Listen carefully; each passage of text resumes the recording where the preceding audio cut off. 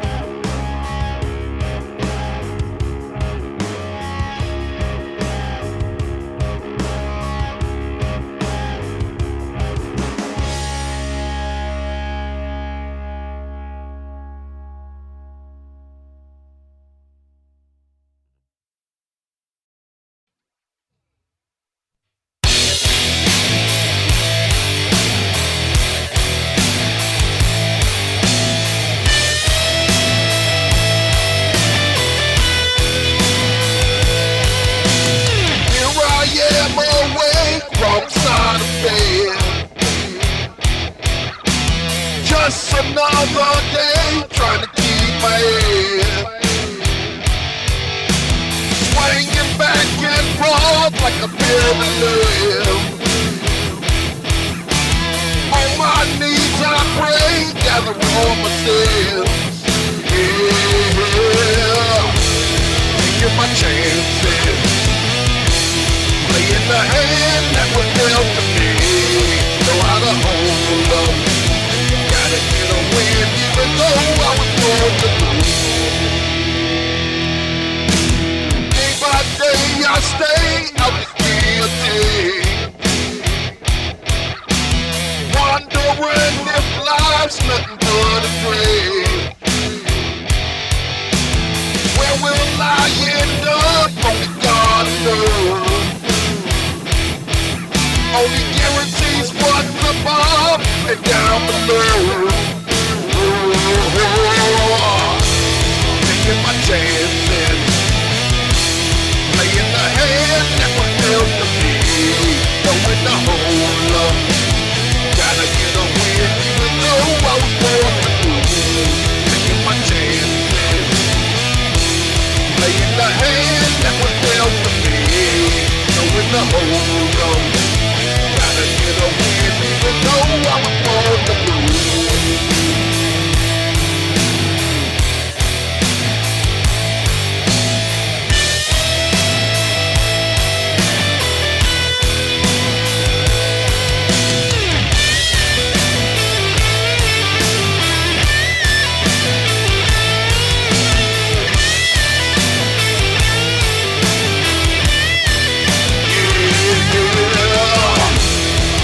My chances, playing the hand that was dealt to me. Knowing the whole up, gotta get a win even though I was born to lose. Taking my chances, playing the hand that was dealt to me. Knowing the whole up, gotta get a win even though I was born to lose.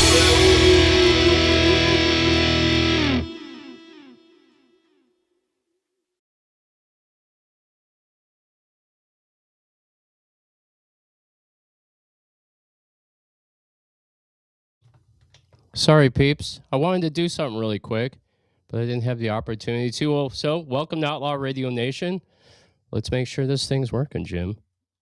Make sure we have sound, right? I think our Wi-Fi was messed up this week a little bit. It's really weak, the signal, and same thing happened last week. That's why we were delayed for like a half hour or even more.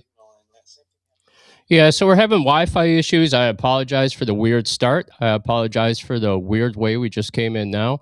I was trying to get something to play. I'm going to do it right now for you guys. Here we go. Saddle up for the wildest, no-holds-barred conversations in music.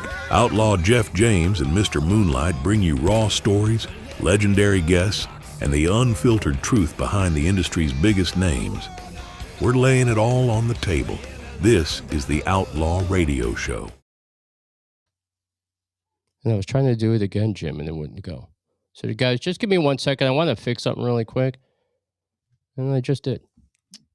It seemed to work just then. There was something else that you wanted to do too? Yeah, there was a couple of videos I wanted to play. I'll play them later on. Let's just kick off the show. So Outlaw Radio Nation is live and in the house tonight with one heck of a show, Jim. Tonight at 8 p.m., we welcome the space program whistleblower, the Ascension guy, Corey Goode from Sphere Being Alliance Show. I've been waiting all week. That's going to be fantastic. I've listened to a bit of his stuff on YouTube, and this guy has some stories, folks, so keep tuned in. And look at Jim. I'm excited to say this. Our Wi-Fi just shot up. So. Oh, did it? Very cool, peeps. I have Cox out here. Do you have Cox, Jim? Yeah, just one. That's awful. Okay. We also have Q&As, which we're going to do next, which is going to be a lot of fun.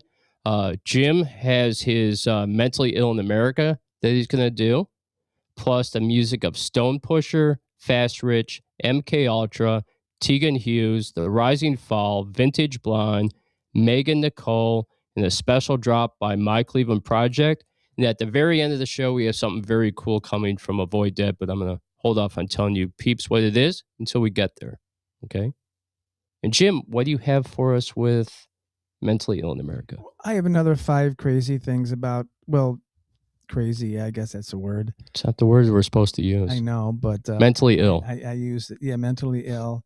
About psychopaths and sociopaths and stuff like that. Crazy things that they.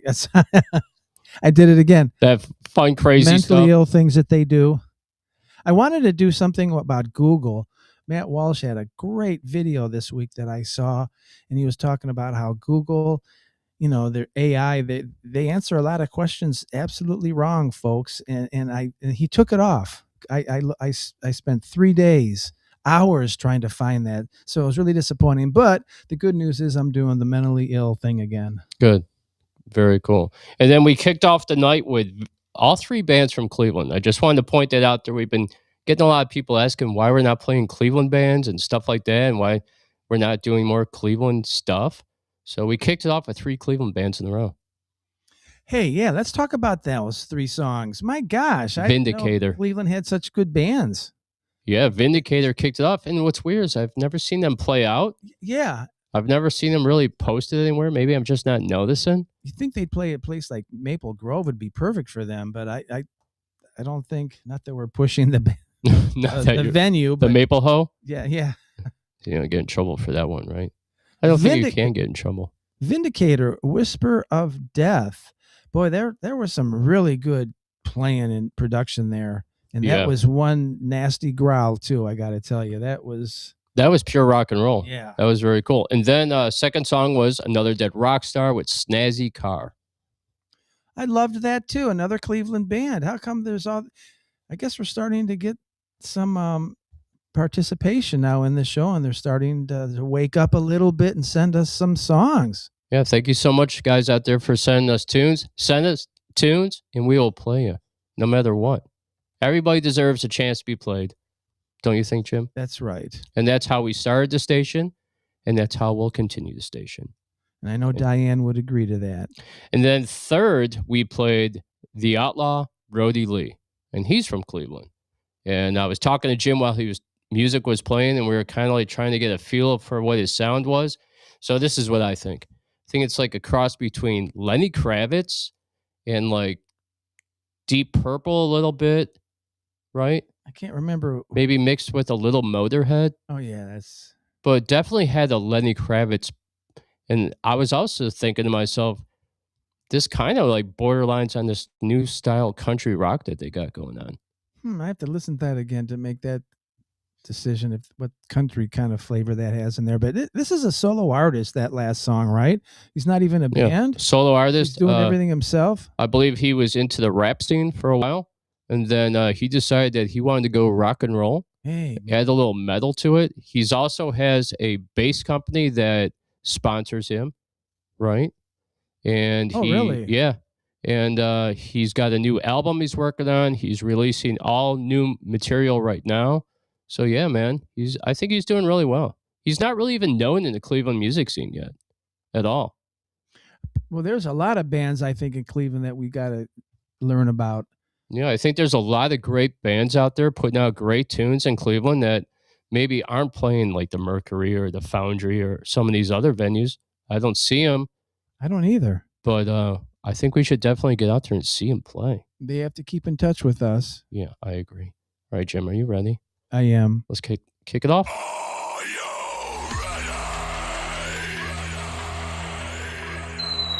Tactical nuke incoming!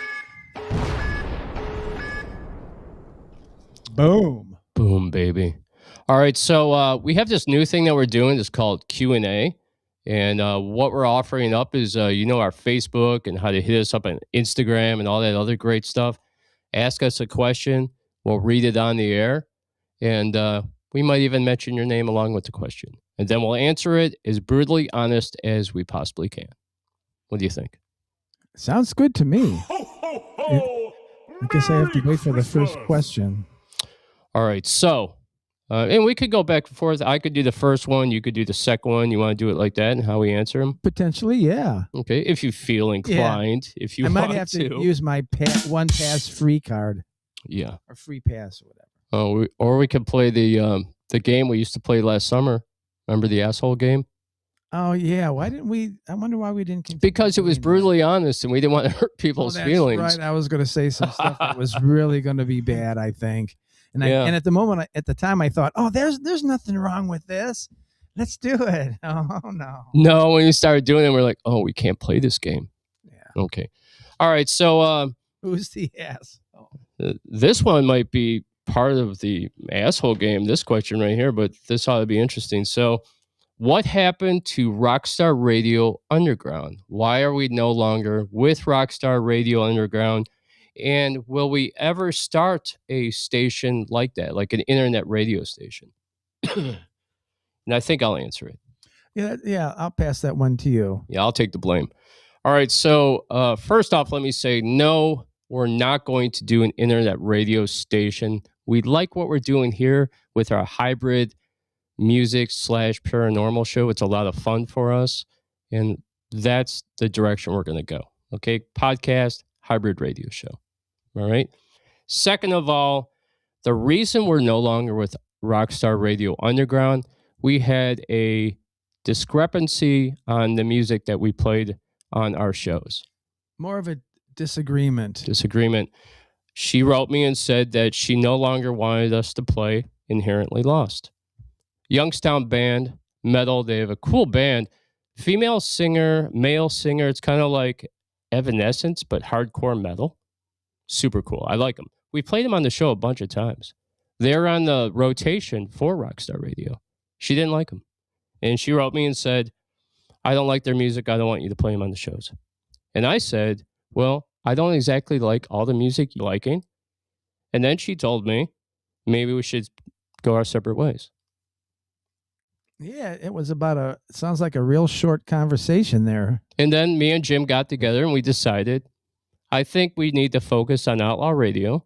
I listen to them like not every day, but I want to make a point to just tune in and see what's going on. And it's hard to get listeners apparently when on those shows. We know it is for podcasts here, but I'd tune into Rockstar Radio and there'd be 1 and 2 listeners. And it's like, why even do that if you have 1 listener?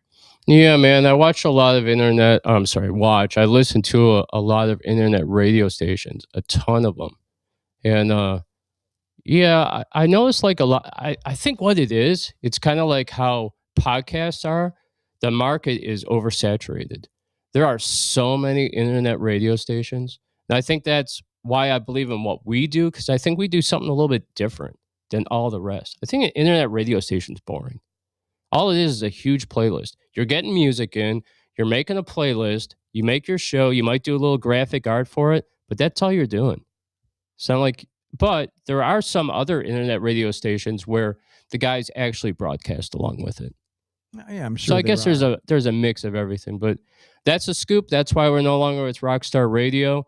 We just decided to go our separate ways, and it's kind of a 2-parter. One, I didn't like the way she came at me about taking a band off that I liked, and that she didn't like. And 2, I was burned out. Okay, is that straightforward enough? Well, we weren't getting much benefit from this.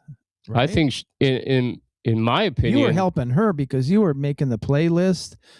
You had a playlist for me, had a playlist for Matt Gutka. Yeah, I mean, Matt Gutka had a show. He had the Paranormal Chef. Mr. Moonlight had a show, and I put together those playlists, and then I would just ask Jim, "What do you want to hear?" and stuff, and then we would just play tunes. You know, like his show was rock and roll. Paranormal Chef did like metal and some weird stuff. So that's the deal. And Inherently Lost this year, man. These codes crazy. I didn't know who or what her beef is. And I don't think it's really a beef with you personally. She just didn't like your music, and she didn't want it on her show. And I guess she is the owner of a radio show, so I guess she could potentially say what she wants and what she doesn't want, just like we do. But we play everything, so. And I think that everybody deserves a chance.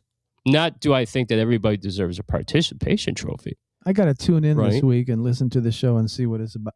If it's still the same show or.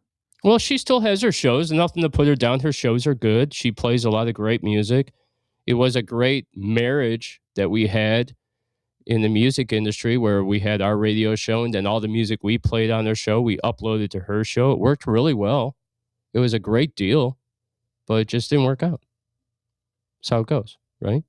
Right. Oh. All right, let's move on. You take this one. Why don't we book more concerts and events? Well, let's see here. We don't book a lot of events. I don't play out a lot. And the reason is because I have like 12, 15 songs. I got to get my butt going to finish recording them to get out new music for 2026. So that's where my focus is right now. And Jeff is going to be working in the studio with me. We have our first song coming out. What is it? New Year's Christmas or New Year's Eve or something like that, called To Be Reborn, a rock song that I came up with. And that's where my focus is right now. Sorry, Jim. Everybody's saying that nobody can hear anything, but I hear sound totally fine. Oh my gosh.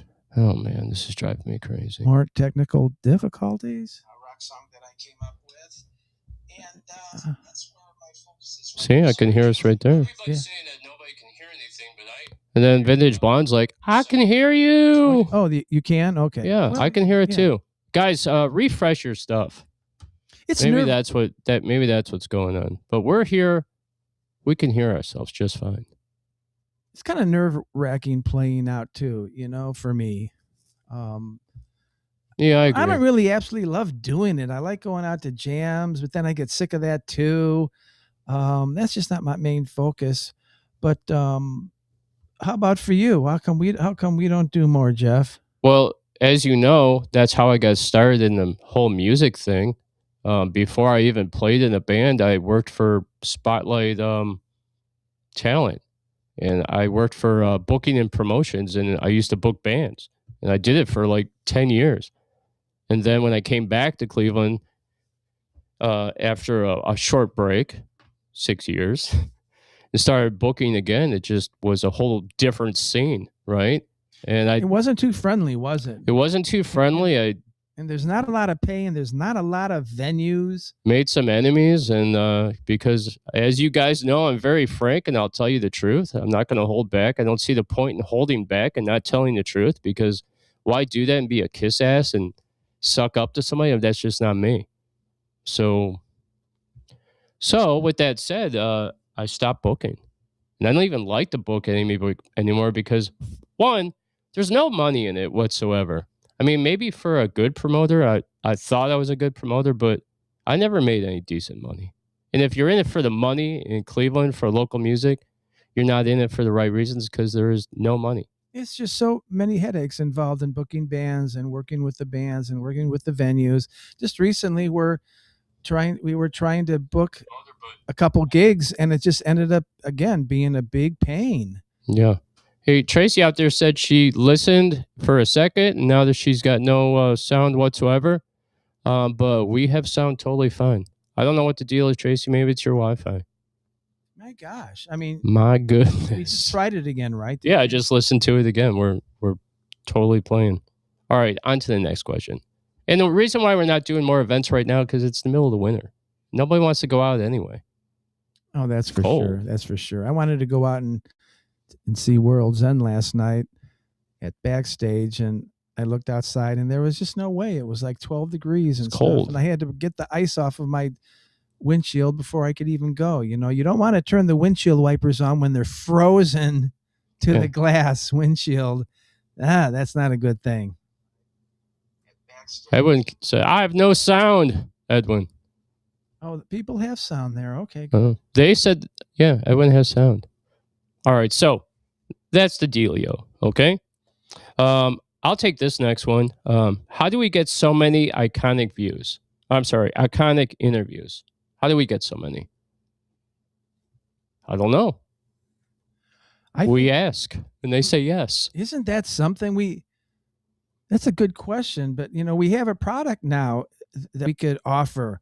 And when we contact people, there's a benefit for them and a benefit for us. We actually have a product here that so that when people hear about it, they okay, we'll be on your show. So Loud and Local, when I had that show, when I first started Jim, I couldn't get any interviews whatsoever. Nobody wanted to be on my show. And that's just because I was brand new and nobody knew who I was. And I was, I started this like metal show, right? With interviews. But then after like 6 or 7 months, I started getting people, And then, long story short, me and Jim got together. We started Outlaw Radio. And at one point, we've always, once we started the show, we've always interviewed really great guests. We had a lot of great local guests. We had Stibbs on. We had Alan Green. We had... You mean Butch? Stibbs? Stibbs didn't come on. I apologize. Butch Armstrong. That's who I was thinking about. Yeah. Butch Armstrong, Alan Green. We've had Joe Vitale Jr. from the band Ravenwood. We've always had great guests. We've had Gregory Nicholas. We've had Calavera. And then, if you guys remember, this past summer, we got Rudy Sarzo it all from started Quiet with, Riot. Didn't you see his name on LinkedIn, or was that Joe Vitale Sr.? Well, I found Joe Vitale. You were talking about the Eagles, and we were talking about Joe Vitale one day. And I was on LinkedIn, and LinkedIn's the site to be on if you want to meet all those guys, because that's where they are, right? That's for sure. So I wrote Joe Vitale, and I was like, hey, do you want to come on the show? And he said yes. Yes. I asked Rudy Sarzo, you want to come on the show? And he said yes. That blows me away. And we don't get, we're not huge, No, but they're we're not still willing to give us a break. And I think that they generally want to keep promoting themselves. And when, I don't know, are they getting 20 offers a week, or were we the only phone call that week, Yeah. asking them to be on? But I see them getting stuff posted all the time. Like, so much stuff. Then we had Mark Farner, right? Yeah. And tonight, guys, we have Corey Goode. This is unbelievable. Corey Goode is like one of the biggest names in when you talk about aliens, UFO disclosure. Tonight is going to be a fantastic interview. I'm really excited. It's going to be coming up real soon. All right, just a couple more. Who are our dates for Whiskeyville? I'll answer this. There are no dates because Whiskeyville got canceled. And then I'll do the last one. Jim's going to take this one. Are we booking and doing boutique again this year? That's we've done that the past 2 years, or at least I did it 2 years. But last year, April, the last week in April, it was the only weekend in 2 months that was actually good weather. So we really were lucky, but we were crazy scheduling an outside gig April 23rd like we did, but we lucked out. Well, I think they're still open, right? Or are they out of business now? They're still open. I just looked okay. the other day because I was wondering if they were still open, because I had heard through the grapevine, and I'm probably totally wrong about this, and I mentioned it to you. I thought they were closing, but they're not. Oh, they're still open. Anyway, guys, they do a festival. I think it's in April or May. April. Was it, or March? Well, he wanted to do one this October, but he didn't. We never heard from him again. So that's partly why, we said, okay, thank you. And then we'll do something in April. He never contacted us. We knew he wasn't, though, actually. Yeah, and to be totally honest with you guys, that's kind of like why I don't want to do booking anymore. We booked that whole show. I booked all the bands Friday. What was it? No, Thursday, Friday, Saturday, Sunday, right? Or was it Friday, Saturday, Sunday? I think I don't Friday, know. Saturday, Sunday, I think. We booked all the bands, and Outlaw Radio was there every day to do our show live, which did not work out well. Again, the Wi-Fi was bad there, too. It was an issue, right? It just didn't work out well, and it wasn't the type of show we wanted to do. We still did it, but it was not good. We did all the bands, and we didn't get anything for that. I thought that we were going to get too. We should have got a couple bucks. He should have bought us maybe some food or something, man, or maybe gave us some discount on the vapes. But no, man. We did get a T-shirt, right? Yeah, I think everybody got a T-shirt. Everybody got a T-shirt. That was it. Thank you. And so there was. Yeah, we're not going to do that ever again, and that's why I hate booking. It was a lot of work for us, and it was a ton of work. And the owner didn't seem to appreciate it. He wanted to do his own thing, anyways. And all the bands supplied. Nick Caruso supplied his PA system when he played. Matt J. Chase brought his PA system, and the first day you brought your PA system. All the music was free. They didn't pay any bands. They just gave them a couple of things of merch. Now, don't get me wrong. I think it's great to support and do festivals and things like that. But when you're asking somebody to do something for you, like it's a job, and then you're getting on him and bumping people in the set list that we put together because you want to get your buddy on, when everybody came to see Jim, but you want to get your buddy on that has no following whatsoever, but you're a suck up. Yeah, I got a problem with that. Yeah, that's an issue. So that's the deal. No, we're not going to freaking do it again. I have a chip on my shoulder tonight, Jim. the hot dog was good. Yeah, the food was good there. Should have got a discount. You should have bought us lunch, man. You gave us lube with no lunch. Oh, my bad. Wrong one again. You have been banned, you loser. Well, Now crawl back into your hole. I think it was the second day that the owner set up a PA. And I thought, and it took a long time and it was not easy to do and whatever. And I thought, very good. This is very cool. So we'll have a PA tomorrow set up. We get there the next day. He took the PA down. He took the whole thing down. Hey, I got a funny story about the PA thing. This is going to make you laugh, right? So we're at the thing and the show. Our show is almost done. And, you know, of course, Matt Guka's there, right? And I said to Matt, I go, and Matt, you're probably going to be like, oh, God, I can't believe Jeff is saying this question, this thing. But I said to Matt, I go, hey, Matt, can you unplug my power cord right there? You remember that? Remember what happened? Remember, Matt? He unplugged the whole PA system.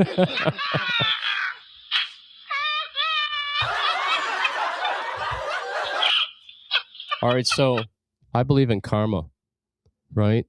So the guy that bumped Jim out of Jim's spot, right, was playing on stage when I asked Matt Guka to unplug my power strip. And Matt Guka unplugged the PA system, and it shut everything down in the middle of this guy just wailing on his guitar.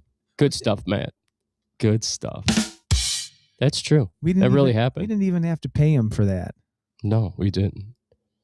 All right, guys, we got to play a tune, and we'll be right back in a second, but I got something very special for you guys tonight.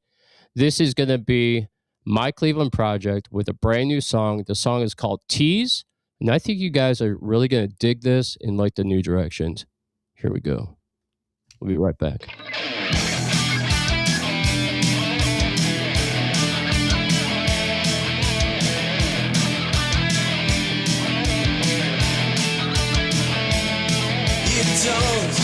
Understand your teasing, the teasing you do to me. There's parts of you that make me fall hard to my knees. My head is in my hands as I try to get control. You are so beautiful, beautiful to me. I can't tell you, you can't tell me what you see in me. I'm a little bit crazy, just a little bit lazy. That is just a part of being me. Yeah.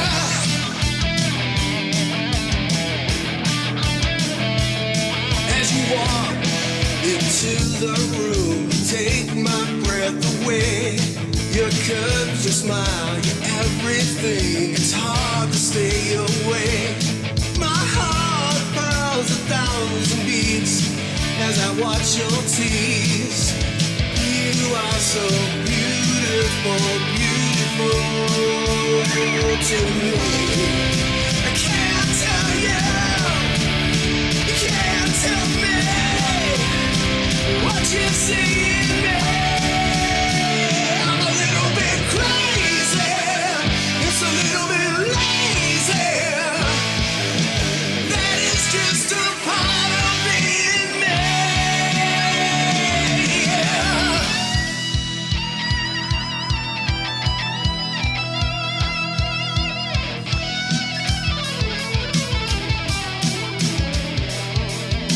Don't understand your teasing, the teasing you do to me.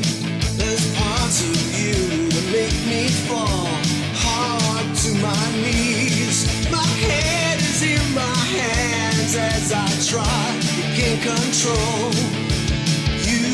are so beautiful, beautiful to me.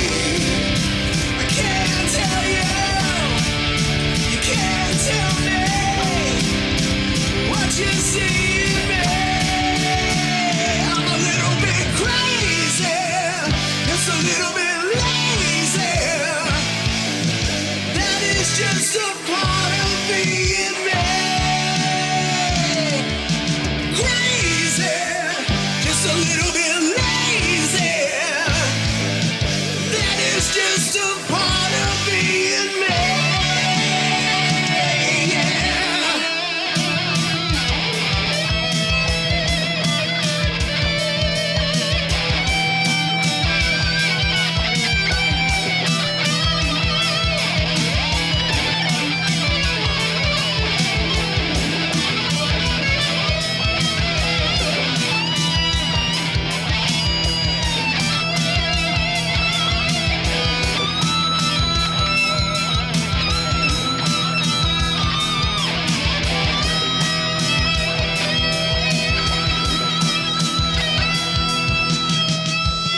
Bye. Yo, that was a special drop. My Cleveland Project with the song Tease. Very cool. I like the new direction, guys. Keep doing it. We have 2 more bands in a row that we're going to do. Then we have Corey Goode coming on the show. And I also want to say Krampus is back for the holidays. This is Megan Nicole with Southern Cinderella. We'll be right back, peeps. I'm not Cinderella, breaking my slipper at midnight, dancing with shadows while you chase the thrill. This isn't a fairy tale, I'm willing to fight my own fight. No prince here to save me, I choose to die on this hill. I'm not your sweetheart, don't paint me as a perfect housewife. I've got fire running in my veins, I'm raising hell. I kiss my glass slipper goodbye, I'm too fierce to tell. Stand back, I'm a walking, talking Southern belle. I'm not Cinderella, I run the night. This ain't no fairy tale, there's an error in the system, a glitch, it's alright. I'm not Snow White singing into a wishing well. I'm the queen of my story and the prince never showed, ruling over my own castle and land, creating my own dark shadows into the night. Hollywood's where dreams come to life, or so you're told. I'm not buying tickets to see your puppy show. A stage of smoke and mirrors, feeling the vibe is too low. I write my own script while manifesting my own. I'm not your sweetheart, don't paint me as a perfect housewife. I've got fire running in my veins, I'm raising hell. I kiss my glass slipper goodbye, I'm too fierce to tell. Stand back, I'm a walking, talking Southern belle. I'm not Cinderella, I run the night. This ain't no fairy tale, there's an error in the system, a glitch, it's alright. I'm not Snow White singing into a wishing well. I'm the queen of my story and the prince never showed, ruling over my own castle and land, creating my own dark shadows into the night.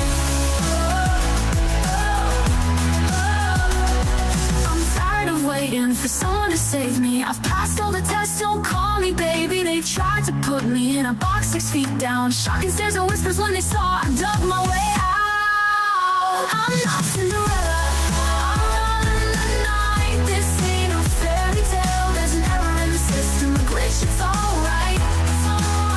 I'm not Snow White singing into a wishing well. I'm the queen of my story and the prince never showed, ruling over my own castle and land, creating my own dark shadows into the night. You can keep your fairy tales, I'm done with those lies. This is my kingdom now, I'm the one you'll despise. I haven't forgotten who I am or where I came from. The demons work for me now. Under my kingdom, I'm not Cinderella, I run the night. This ain't a fairy tale, there's an error in the system, a glitch, it's alright. I'm not Snow White singing into a wishing well. I'm the queen of my story and the prince never showed, ruling over my own castle. shadows into the night. You see the glitter, you see the gloss. You think that you know the plot. You hear my gentle melody, but you don't see the rest. You're leaning in for a kiss. You think you've won the prize, but you're rattling the cage, honey, right before your own eyes. It's all a little bit of everything all rolled into one. A symphony of beautiful destruction. A war you hear about that's never won. I'm a little bit of classical, a dollar plus sleazy rock, and you better sit your ass back down, 'cause I'm a ticking clock. Yeah, I can be the perfect little wife, bake that bread and be the shiny prize, but baby beware, I may be pretty, yeah, pretty fucking mean, and I'll cut you down to size. I'm not afraid to hurt your feelers, I'm not scared to make you cry. You think I'm cold as ice, honey, but I feel just fine.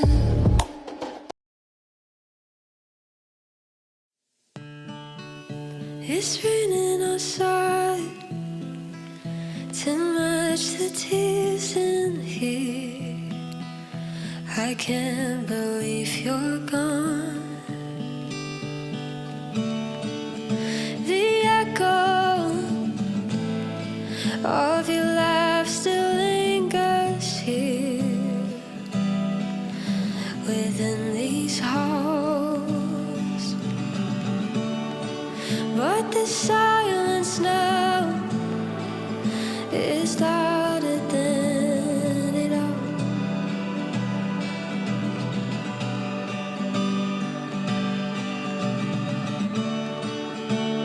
Faded footprints vanish with the moonlight softly fall.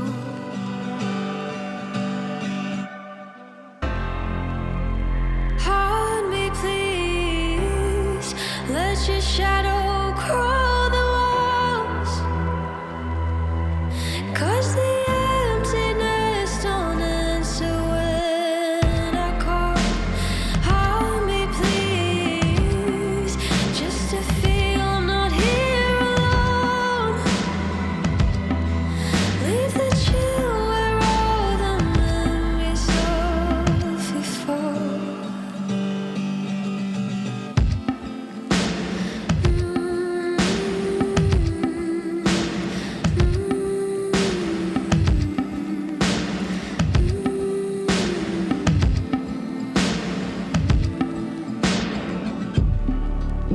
A chair in the corner remains empty like prayers in the dark, unanswered and gently. I miss the sound of your voice, soft and low, a melody buried too deep to let go.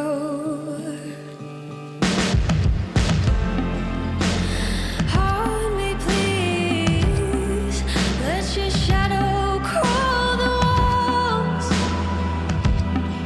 'Cause the emptiness don't answer when I call.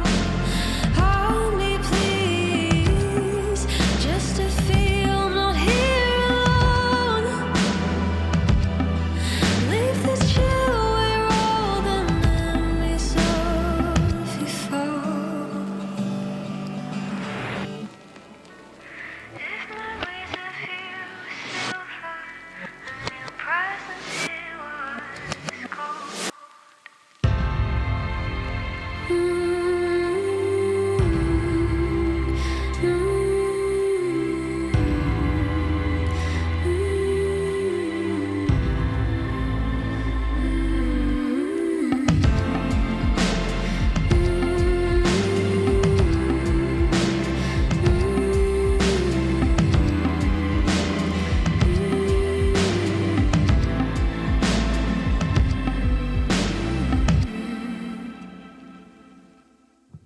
Hi, this is Jeff James, And this is Mr. Moonlight. and you're listening to Outlaw Radio.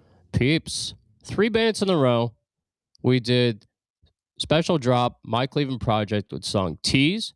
Then we followed that up with Megan Nicole with Southern Cinderella. Great band. Love that chick. And then we did Tegan Hughes with Haunt Me. 3 in a row, basically. You like that? So much. That was very cool. It was a nice little break before we get into Corey Goode. We're just waiting for him to come on the show. He'll probably be popping on any second. I'm sure you're out there watching. We see you out there. Okay, so Corey Goode, right? You've been watching his stuff. You were talking about it earlier. I need to watch more, but yes. That thing that I can't wait for him to come on to ask him the question about the drones, because that drones thing is super cool, and I can't wait for our listening audience to hear everything. I think that'll be super neat. He's talking about different dimensions and stuff like that. Aliens already here. That's just awesome stuff. You know, it makes me think. You know, I like Stargate, and they have a lot of episodes where they go into different dimensions and stuff like that.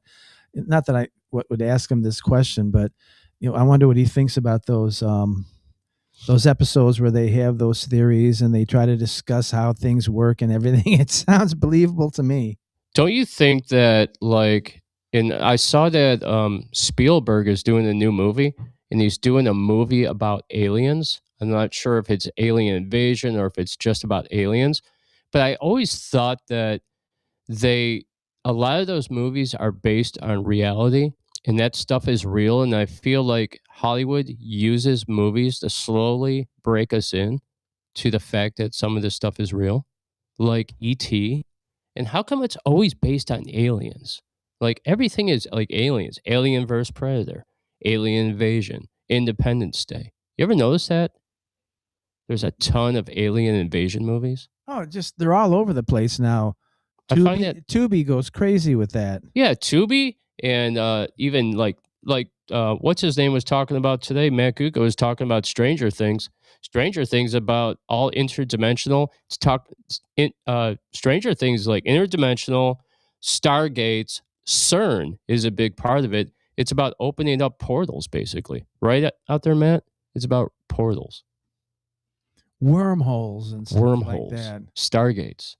And I think they're just slowly breaking us into it and getting us there so they could give us disclosure. Or what's really going to happen is the aliens just are going to be coming. I think they're already here. Yeah, I don't think we all think that aliens are coming. I think they're already here. And I also think that they've been here a long time. They've probably been here, I think, maybe longer than us. Even before the Ice Age, what was that, 12,000 years ago, 15,000 years ago or something? Ohio was covered with an ice sheet. Hey, guys, Corey is trying to get on, and it says he was deleted from the session. Huh. Deleted from the session? Yeah, that's strange. Let me think about that for a second. All right. So he's trying to get on, but he is not connected right now. Yeah, so what I'm doing is I'm going to jump on Gmail. Send him another invite. And send Corey another invite. Let's see, okay? Corey, I'm sending you another invite right now, and you should have it in the next, 20 seconds. And then if that doesn't work, Corey, because, I had you on earlier, and the connection was just fine, and if that doesn't work, I'll send you a phone number and have you just call in. All right? But it's going to work, darn it. It should work just fine. Megan says they live in the ocean, Jeff. I completely agree with you. I believe, yes, they are in the ocean. I also believe that not only are they in the ocean, I believe that Atlantis is still there. I think they are Atlantis. I think there's more in those oceans than we really know about. Well, they've only mapped or checked out 5% of the ocean or something, and there's just thousands of species of anything you could imagine, I guess. They say they've mapped the moon and other planets more than they've even mapped the ocean. Only 10% of the ocean.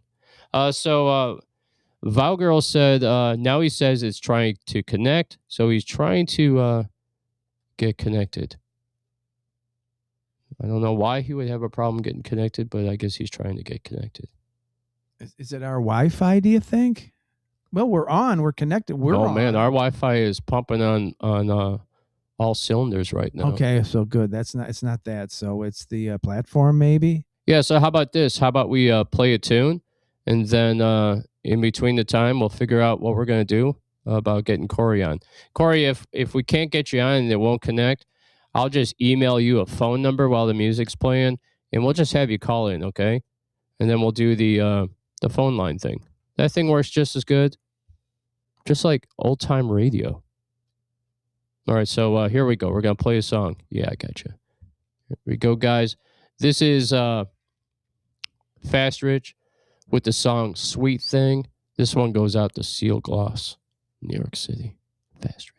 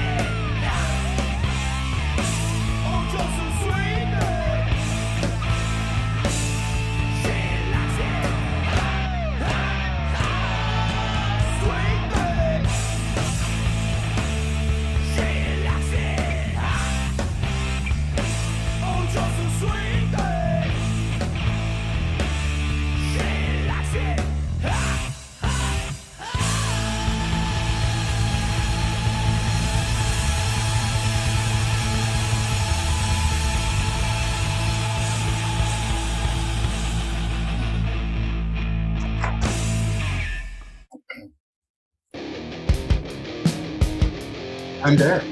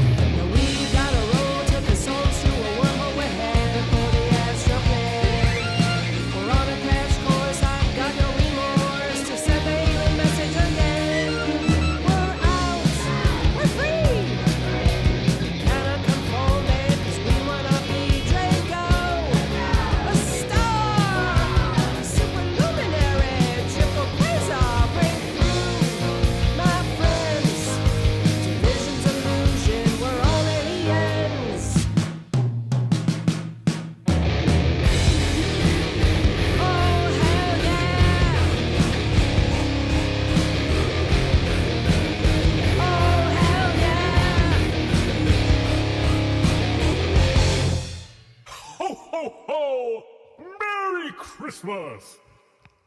All right, peeps, we're back. Now I think I got this set. Here we go. One of the most popular promoters of ETs, space travel, and government conspiracies is self-identified whistleblower Corey Goode.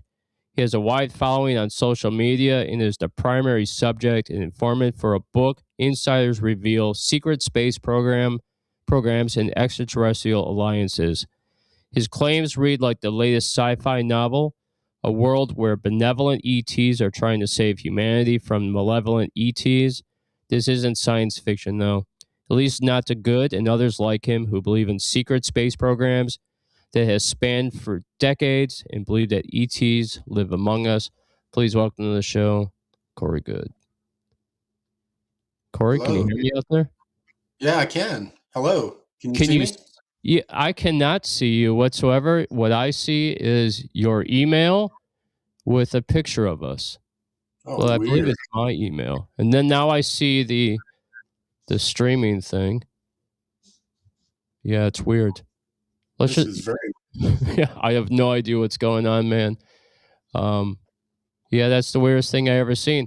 Well, when the music was playing, Jim's like, "Hey, is everything set up right on our board and everything?" And I'm like, "Yeah, totally fine." And so is Evie Mux. But for some Weird. reason, I see your computer, I see us, but I don't see you, but I can hear you. And you can hear me just fine, right? Yeah, can I disconnect and reconnect? Do it. Yes. Go for it. I Thank can you. also, if you want, you know what? I won't disconnect you. You disconnect. Maybe it was because I kicked you off before. Yeah, when I tried to get back in, it said my session was permanently deleted. Yeah. So I won't Okay. touch it. You do it. All right. So that's what's going on, Oh, peeps. I'm really thankful that he's willing to put up with this, you know. See, but the weird thing is that shouldn't affect it either where I boot him off, because we've had situations where we've booted people off and then they come right back on. Right? Yeah. And then I have to boot them off again. I don't know. It's a weird thing. I can bet you guys out there are excited. So all he had to This do, is the biggest build up to a guest we've ever had. yeah, right. I see Corey right now. Tension is mounting. All right. Hold on a second. I don't have you on yet, but here we go. Welcome to the show, Oh, Corey my Goode. Lord. All right. Hey, man. It's one of those nights. We've had 2 in a row, and I'm just going to blame the weather in Cleveland, Ohio. It's been a weird day here too in Colorado. Yeah, it's been very strange. So, hey, man, thank you so much for coming on the show. I really loved all your videos this week. All the shorts on YouTube. I like watching the shorts. Kind of gives you a synopsis of the whole thing, you know? And I was playing some of it for Jim before the show. I'm like, this is what is about to happen. So Right. thank you so much for being a part of the show. Our paranormal fans out there are going to love this. Yeah, I'm really excited to speak to a new audience. I really like how you guys are mixing the paranormal with music. It's pretty cool. Excellent. Well, that's how musicians feel. They like when they get to play for an audience that has like a mixed genre show, because they get to appeal to a whole bunch of people. So, yeah, that's awesome. All right, Yeah, so we're going to kick it right off because we did get a little bit behind. So I watched your shorts. The one short really got me, and it was about the drone. So in a recent interview, I heard you talking about drones and what they are, and you had a great deal of information regarding aliens, interdimensional beings, angelic, and demons. Can you explain to our listening audience what's all out there? Because you blew my mind when you talked about this. You know, it's pretty incredible. Everyone expects the whole UFO phenomenon to just have one strong answer. Oh, it's ETs from Zeta Reticuli or one of those other stars systems. But the truth is that this phenomenon is far weirder and more extraordinary than extraterrestrials visiting us. Although we have had ETs visiting us over time, most of what we're dealing with is what we call a non-human intelligence. It's a presence on this planet that it doesn't really have a human form or any form at all. It's more of a thought form. And it's been interacting with humanity for quite a long time. It's been affecting our consciousness. It's been, causing one nation to fight against another, creating religions for us to be guided by.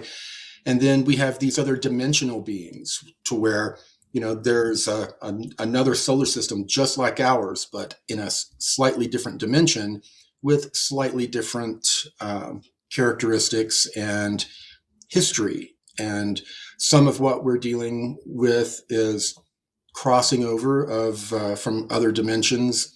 And of course, the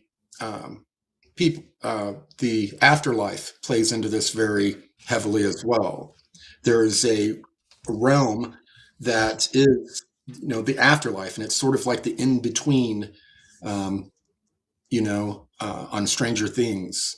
or the upside down, I think they called it. Yeah, you're right. It's an area, it's a realm of the dead. And a lot of these ultra terrestrial, extra dimensional beings, when they come to our reality, they pass through this realm of the dead, and they have little hitchhikers that come with them. So it's really a broad range of specific things that are a part of this entire phenomenon. All right, so it made me think about a couple questions I have on that. So do you think that's why like we don't have disclosure from our government, because there's so much stuff happening, they have no idea what's going on? Like there's just so much? No, you're right.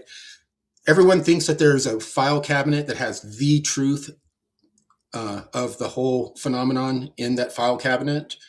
And while there is a file cabinet, the file cabinet just has a lot of data. But we have about 5 different groups within the DoD and these special access programs. One of them, believes that it's all angels and demons. One of them believe it is extra dimensional beings that they can worship and curry favor with. And we have like 5 different groups that have access to the same file cabinet. And each of them has a completely different idea about what the hell this phenomenon is. It's crazy. These are like the scientists, the biggest minds. And the ramifications of that is there a truth? Because each of us has our own truth. And if we're going to be looking at this phenomenon through our own truth, and we're only going to see confirmation bias, is there really a truth to be found? Yeah, see, it blows my mind because it makes me think about God. And God is just the whole concept of God in universe, and he's always been, he always was, he always will be. That blows my mind, right? So Me too. so when I think about this and I think about aliens, it's almost like the same realm. It's just there's so much and it's so mind-blowing. We even have aliens here on Earth, right? And in our oceans. Absolutely. Yeah, when I was getting information in the programs, back in the 90s, I was told that, at the Mariana Trench, there are like 11 or so different trenches that are very, very deep in the ocean. And 5 or 6 of those, they have verified that they believe there is a base or an entrance to a base deep at the deepest depths of the trenches because of the traffic they see coming in to and from that area. I totally believe you on that, because the U.S. Navy already has videos of spaceships coming out of the ocean, and it makes it easy to understand because they're like, well, they're not going out into space. They're going down and they're going into the oceans. And those are the drones that they see buzzing over the Navy, and they're coming from the oceans. They are. And we had, on top of everything, to make it confusing, like, this phenomenon isn't enough already, is that China has been reverse engineering a lot of this technology, and they've been getting further than the United States recently, because we have everything stovepiped and we don't have our brightest minds working on the big picture like, China does, and Russia to another degree. So a lot of these very strange drones that we see flying over sensitive areas are Chinese drones. They are they're an anti-gravitic drone that they use for reconnaissance. But what's really scary is that they can carry a payload that would be very difficult to defend against. Wow, yeah, that's crazy. All right, so you said earlier when we were talking about the drones, you said that some of these, and I know what you said, some of these beings that are coming from different dimensions are just not even like beings; they're non-human intelligence. And I had heard this one guy had said that it could be a black mist, and that's all it could be, or it could be light, like a light being, right? Yeah. Well, whatever it is, it's able to manifest or spawn like this is a freaking video game. It just prints into our reality. And this has been going on for thousands and thousands of years. Once they print into our reality, they can only remain here for a short period of time And that's where a lot of the weird vampire and those sorts of stories came in over the years, is because for those beings to stay in our reality, they have to consume blood of humans or cattle. Think cattle mutilations. There's something, and cattle blood has been substituted for human blood in emergencies. It's somewhat interchangeable. They're so similar. So though the plasma in the blood of humans and cattle and some other animals help keep them grounded into our reality. So they will consume this elixir, blood elixir that they make on a regular basis to allow them to remain in our reality. All right, I got a crazy question for you. And it just made me think of it while you were talking. Are reptilians killing children? All of our children that go missing and that we think are like runaways and stuff, that we lose? I had heard that that's a possibility. What do you think? There is a program that takes children and brings them into like these cabal type groups where they consume the children in certain ritualistic ways, and they also sacrifice them for these reptilian beings. I was told once that they do a ceremony, they'll make a sacrifice, and then a portal opens, and then they'll be able to have actual visitation from a reptilian. I've heard that, and I know that's deep, dark stuff, but yeah, I heard that, and it made me think of it. Here's another question for you on the whole interdimensional thing. The Miami Mall incident. Now, skinwalkers and shadow people I'm starting to feel like those are the interdimensional being things that you're talking about. And I believe they kind of just like, appeared in the mall, but it was like because they said they saw soldiers come out too, almost like a Stargate. Wow. Yeah, I didn't hear all of those details, but yeah, the interdimensional interluders that are coming into ours,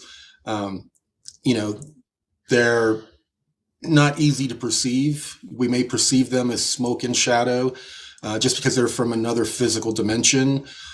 Some of these they're still in their dimension, but they're projecting their consciousness into ours. The shadow beings are just very nasty. They seem demonic to us. We've had a lot of them in our home. That's something we've dealt with for several years. But it usually when people in the DoD when they start studying the phenomenon, they start having weird incidents at home. They call it the hitchhiker effect. We had it here, different colored orbs floating around in the house, shadow beings peeking around the corner, or you'll wake up in the middle of the night and they'll be leaning over your bed and you feel you can't move. And you have all of this fear and it feels like they're just draining the fear out of you, like they're drinking it. So there's so many different layers, and it's all tied together because, when we would have gray aliens or different ETs come into our home, for days and weeks after that, we would have problems with shadow beings. Wow, that's really cool, man. I think about that a lot, and I think that's what those are. I really believe that's what that is. Hey, I'm about ready to blow our audience's mind. I have to ask this question. You were part of the secret space program. Correct. You know about secret colonies on Mars. Yeah.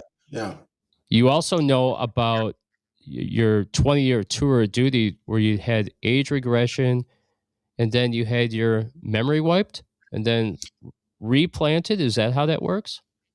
Can you tell us all about that? Sure. Yeah. What they do is I was they brought me into the GATE program at first. That's in public schools. They use that to identify children who have special abilities. Then they bring them and groom them into different programs. I was brought into Solar Warden, which is a secret space program. And while I was in that program, I was doing a 20-year stint.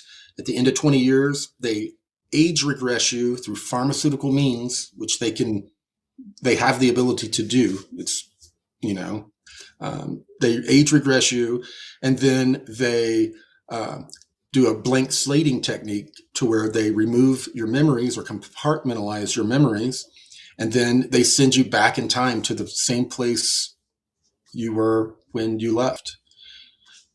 And during that 20 years, we visited the Mars colonies multiple times. And these were people that disappeared off of Earth in the 1950s in the brain drain, when scientists and all of these people from Europe just disappeared. A lot from Poland, it turns out. And these are like 3 generations later, the people. So there's, many thousands of them on Mars, and they've physiologically changed over the years because of the difference in gravity and radiation and those sorts of things. They're more frail, but they're humans, just mostly like us, that are basically slaves working for a giant corporate conglomerate that has some international trade or intergalactic trade with different ET groups. That's super interesting, isn't it, Jim? It's very fascinating. Yeah, I got a quick trying to keep up. I got a quick question for you from one of our listeners out there. The moon, is that a structure, or is that actually a moon that was just always been there, or was that placed there? What is it? Yeah, it was placed there. It was a part of I can't remember what it's called. It was a grid of these moons that once protected our 13 different local star system, our local star cluster. It kept the negative groups from coming in.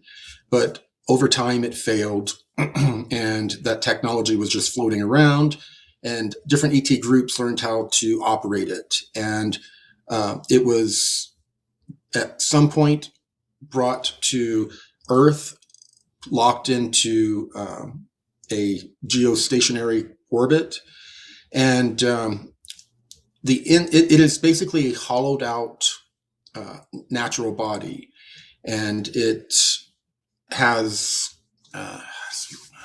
hey, Corey, yeah. Is that why when they said that I can't remember the ship that landed on there, is that why when they said the ship landed that the thing rang like a bell because it's hollow? Yes, it's mostly, it has large hollow regions that are strategically placed, that are connected with huge tunnels. And the tunnels, they've been repairing. There was some sort of damaged technology there. It looked almost like solar panels, but gold with a copper hue around the inside that channeled some sort of energy from the center. They've been working to try to fix that technology and understand that for decades. But at some point, there was a large solar micronova. And when the shockwave struck the moon, it damaged it quite a bit, what was on the inside. And we discovered it, of course, many, many thousands of years later during our space programs. And we've been trying to learn the technology and repair it ever since. You had a question that I wanted to go back real quick. When you were talking about China and Russia, that they are ahead of us, I had heard that also. Is that because Taiwan and China have developed fiber optics, and then they're making the chips for AI? They're all involved in AI. Is that why China and Russia are ahead of us? Because I've heard that China has the basic foothold of AI. And I heard a lot of crazy things about AI. Yeah, this is pretty complicated too, because whoever wins the AI race wins. I mean, this is very imperative. What a lot of people don't know is that energy is the biggest holdback for developing AI. We have to have, coal and even, nuclear plants just, isn't going to cut it. We need power. And China has been making flights to the far side of the moon, and they've been mining helium-3 and helium-4 for some time. And they're creating new energy technologies that could be very detrimental to our economy, and could put us in a bad strategic place with them. Now, when I'm talking about ahead of the United States development-wise, I'm talking about the United States, itself. What we have to remember is that above all of the countries on this planet is this international corporate conglomerate. All of these same corporations that the Congress is trying to get answers from, well, they've created a breakaway civilization. They don't really answer to us anymore. We couldn't force them to do anything right now. They have a complete off-world colony system that our governments have no control over, mostly no knowledge over. It's a completely broken away civilization that has higher technology, and they're like the new alpha species above us. Wow, man.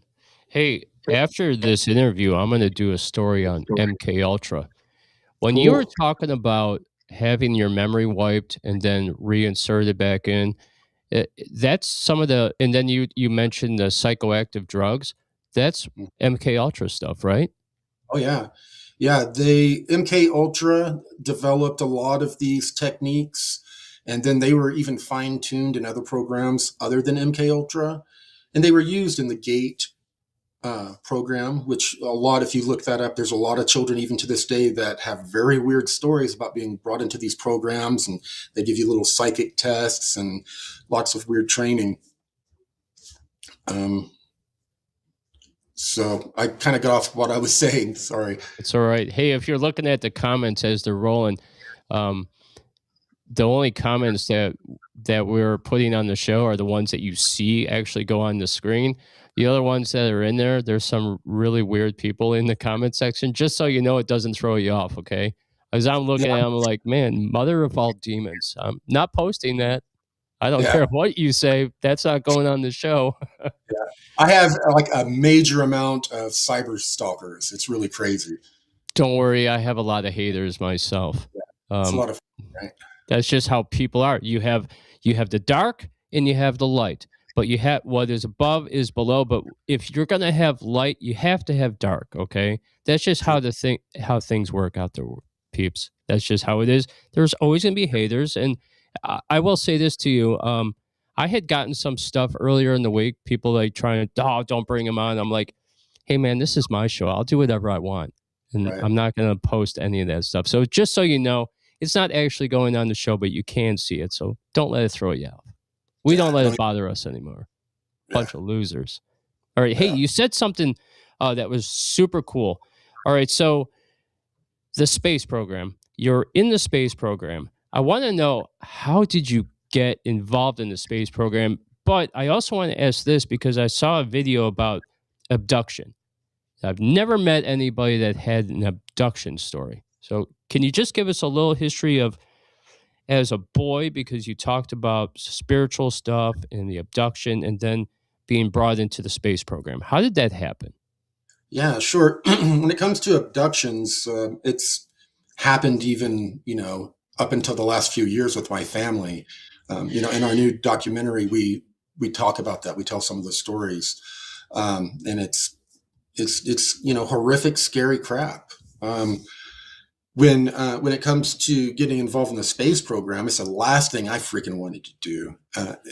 We were drafted and forced into it. It seems like everything in that breakaway civilization is slave based. It's, there wasn't really very little free will.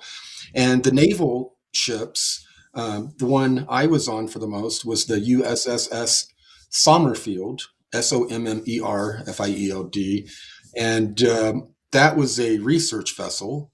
And, we also had technicians and scientists on board since it was a research vessel. And that's the reason that the only reason we got to see, some of us got to see the different Mars colonies was because they needed help with technology repair.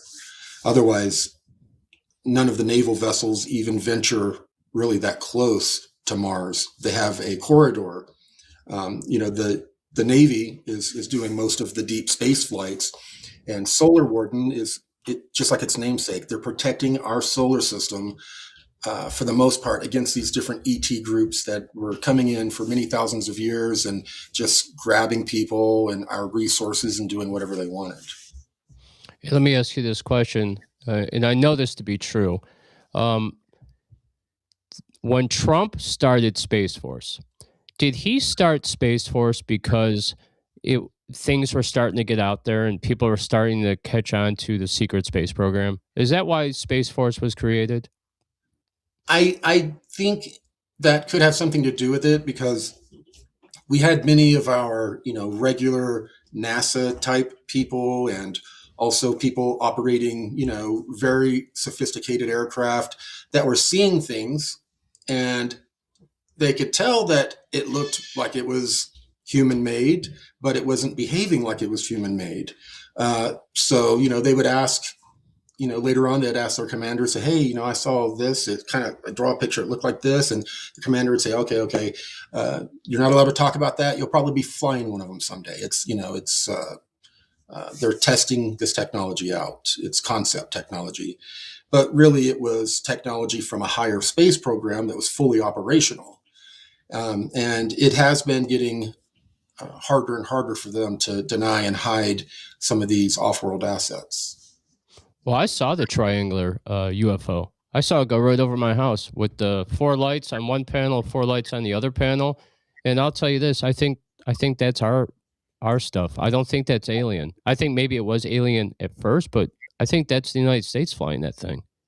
Yeah, we've had anti-gravitic technology, temporal drives, all types of just stuff that sounds like it comes right out of your favorite video game. We've had this stuff for decades, and it's been hidden from humanity just to protect the corporations here. They have their own fiefdom down here. If the information got out about the types of energy we have and other technologies that could heal all disease, all disease has a frequency, like a radio frequency, and they have technology that can just nullify or turn off that frequency and kill disease. But they're not sharing it with us. So there are a lot of amazing technologies that could totally change life overnight, like Star Trek. It's just really sick that it hasn't been shared with us. I believe that because Lou Elizondo said it, that Dr. Alan Greer said it. They all say that we have the ability to have free energy. We have the ability to have med beds where you could be healed in like a bed.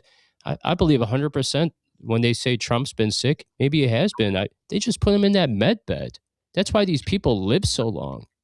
Yeah, the sad thing is, like Trump isn't even cleared for one of those. Those are breakaway civilization tech. Even that cabal people, they have to chew on the piece of a brain of a child and do all these other, have their blood swapped out with children's blood and all of that to stay youthful and to carry on. And unless they're a part of this breakaway civilization, they don't have access to it, even if they're the kings of our world. Man, this is fascinating, right, Jim? You love this? It's mind-boggling, actually. So I'm sure you've seen stuff like Bohemian Grove, right? Oh, yeah. All right. So here's a question for you, and I know I only have 2 more for you, and this has been fascinating, man. Alien interactions with human secret societies. This thing gets my mind going because you just mentioned the cabal, right?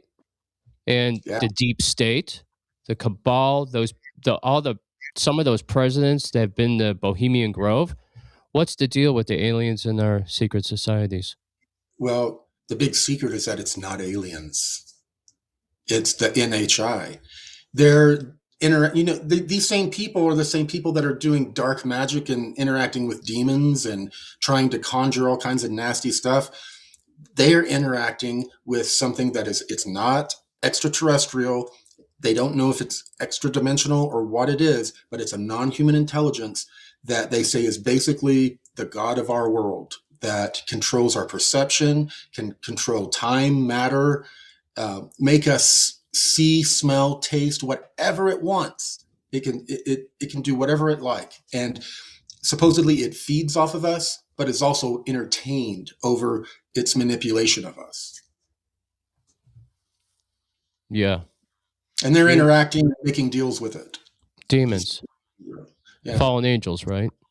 That you got it right there. They know of 100%. They know of at least 200, which is an interesting number, locations around the planet to where there are mountains that have a certain geology made of crystalline, and to where whatever this fallen angel non-human intelligence can install itself like a USB drive, like electromagnetically into the mountain, and they inhabit the mountains, and they project outward to manipulate. But they're like Skinwalker Ranch. Yeah, I believe that 100%. Here's another one, and I'll just say this, and Jim, you'll love this. AI, right? Demons can infiltrate AI to give wrong answers. I saw a thing about a preacher puts his sermons together using AI, and he found out that some of the AI was manipulated where demons were changing Bible scriptures. Yeah. The quantum state of ones and zeros it's been proven that people, if they sit there and they focus and concentrate, they can have an effect on it. Whatever this non-human intelligence, demonic presence is, it can do the same. And for a long time, they thought they were having just rogue AI and they didn't understand why, but it was being directly influenced by whatever this evil non-human intelligence is. We all have different names for it. Yeah, that's amazing. All right, I got one last question for you.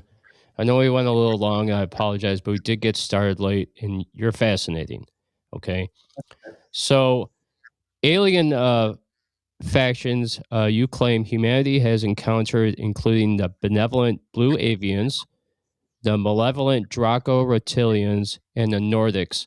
My question is, and this comes from one of our listeners, tell us about the avians, the blue avians. I've never heard of this before. Our guy out there, the paranormal chef Matt Gutka, wants to know all about it. Yeah, the blue avians presented themselves to me starting around 2013, and they started presenting themselves in dreams, which was really freaky because tall blue bird beings didn't make sense to me. And then finally they started appearing to me in person. But, they weren't really aliens. They called themselves guardians of the galaxy kind of a thing, to where they say they're kind of like angels, I guess, in some religions. They work for the one infinite creator, the creator of everything. They work for him, interacting and doing the bidding of the creator to make sure this giant clock that is the universe keeps running. Hey man, I've seen images and pictures from the I'm gonna get it wrong, Book of Enoch, and pictures of what angels really look like. And I saw the thing where it's spinning around itself and it has the eyes all over it. And I've seen, and me and Jim saw this. Remember this summer we were sitting on the patio and we saw that crazy thing flying, and it kept changing colors and it was wrapping around itself. It reminds me of that. Yeah, Diana Pasulka and others, they've gone to the Vatican, and we see these highly romanticized stories about different nuns or people from the church that had angelic visits. And we hear the story, and it's, a tall blonde-haired being appeared before them. But no, in almost all the stories, it's just a light orb, nothing more. An orb floats in their room, they get a communication, and then the orb floats out of the room. And that's pretty much, and that sounds like what Chris Bledsoe, James Gilliland, Peter Slattery, all these different people that are having this interaction. Some of them are having interaction with the positive angelics and some with not so positive. But the government, because our family was interacting with it, the government wanted to study our family, just like they're doing Chris Bledsoe's. And I know that there are dozens others who we've talked to. They signed NDAs with their government to where they're not allowed to go public. But the government has equipment in their attic that's measuring all of the electromagnetic spectrums. They come once a month and they interview your children. You go for MRIs, all of this whole thing they wanted to do with us, but we said no. But the government's studying the people who are interacting with whatever this is. Oh, very cool, man. Very interesting. Hey, man, thank you so much for coming on the show. It's been awesome, right, Jim? Oh, very fascinating. Yeah. Do you have anything you'd like to ask him before we let him go? It's probably silly. It's. I don't know. Nothing is silly. I don't know if you're a Stargate fan, but they talk a lot about going into different dimensions and stuff like that. If you happen to be a fan and you hear their theories about how things work, I wonder if you haven't heard those and don't watch the show, then you don't know. Is there any truth to that? There's absolute truth to it. Their explanations sound so believable. It's like, wow, I almost believe that. It's absolutely true. They learned a long time ago that they discovered ancient technologies. There was another human civilization here before us that was very advanced. The ancients, yes. Yeah, I believe it. They live underground now, and they watch us and observe us. But they had developed this technology. If you do any cosmic study at all, you'll hear something called the cosmic web. It's this feature. It looks like a giant synapse of the brain, like a brain. It looks like a giant brain. But all of these filaments connect every galaxy, and within every galaxy, these filaments connect every sun, every star, and every planet. And depending on how they're aligning, energy pulses through them, and you can take advantage of that and use it to travel to other star systems, and they have technology from the ancients that they were using, which is very much in line with Stargate. But we've developed also our own technology to where they have devices that open up like a Stargate or a wormhole, but it's not like I've seen them opened. It's a 3D sphere that opens, and when you look at it, it kind of looks like the mirage that you see over a road on a real hot summer day, but it's in the form of a sphere. And as people start walking towards it, they start getting smaller and smaller and smaller until they disappear into it.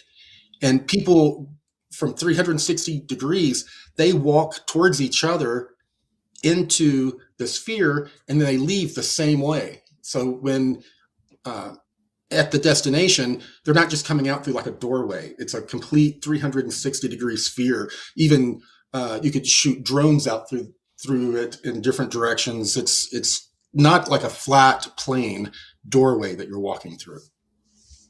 Hey, interesting. Hey, I had a question while you were talking. It reminded me about what we were talking about earlier, fiber optics. What's the deal with the Boogosphere? Because I think there's fiber optics inside that thing. Yeah, that thing's just very crazy. I had a close friend of mine, who traveled down to see it, and he held it in his hand, and he said it's definitely anomalous. I haven't held it. Now, I have in the programs, there were metal orbs that were recovered often, but never did I ever hear about any type of inscriptions or it was just a metal sphere with no markings or anything like that.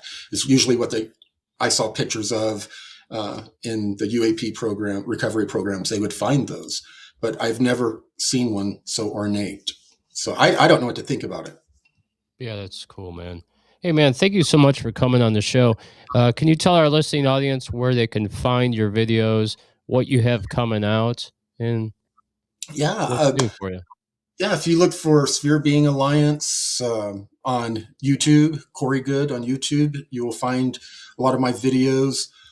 We have Ascension Works TV, where we have a whole lot of this type of content. And I just released a documentary. It's on Amazon. Next week, it comes out on Apple TV and Google Play. And it'll be fully internationally released next week. It's called Beyond Disclosure, the Corey Goode Files, where we talk about a lot of this stuff. And I just got back from Calgary. We shot another television show called Contacted, where I'm going to talk about a lot of these different programs and people like myself who are contacted and how the government is interacting with us. So we have a lot coming out. That's fantastic, man. Hey, guys out there, check out his stuff. It is super cool. Corey, thank you so much for coming on the show. I hope maybe next year we could bring you back on and go over some other questions because I have so many. Anytime you want me on, just shoot me an email. Awesome. Thank you so much. Everybody, this has been Corey Goode, Spirit Being Alliance. Check out the stuff. It's awesome. You have a fantastic evening, and God bless you. God bless you. Thank you. All right, guys, this is The Rising Fall. This song is called If Only. Take it easy, Corey. Take it easy. Thank you.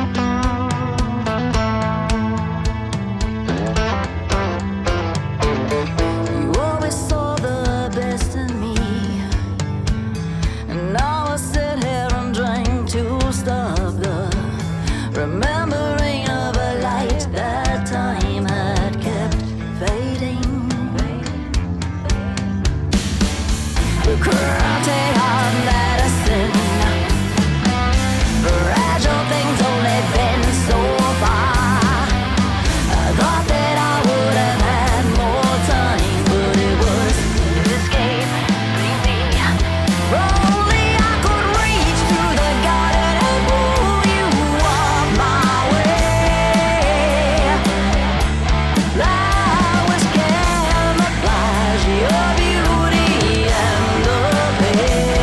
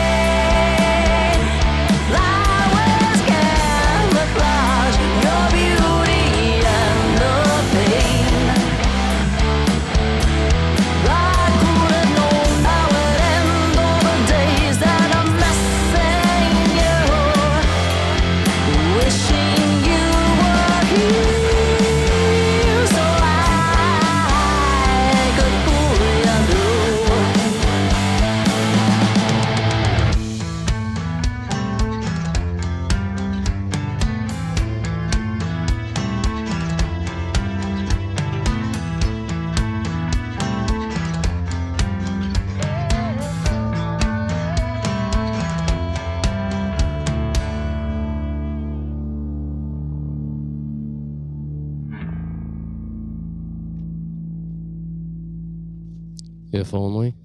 The Rising Fall, man. Great band. Great freaking band. I really like that last song. We've had a lot of female singers tonight. You know, one thing I'll say about filling the bill here. Hell yeah. One thing I'll say about female singers is going back a few years, I wasn't a big fan of female singers in rock bands. I really wasn't. I really couldn't stand the singer from Evanescence. I still really don't like her very much. But Rising Fall, Awaiting Abigail, kind of kicked it off for me, man. I started hearing those girls sing. I'm like, man, these chicks rock. And then I started listening to more and more female rock and roll, and I really dig it.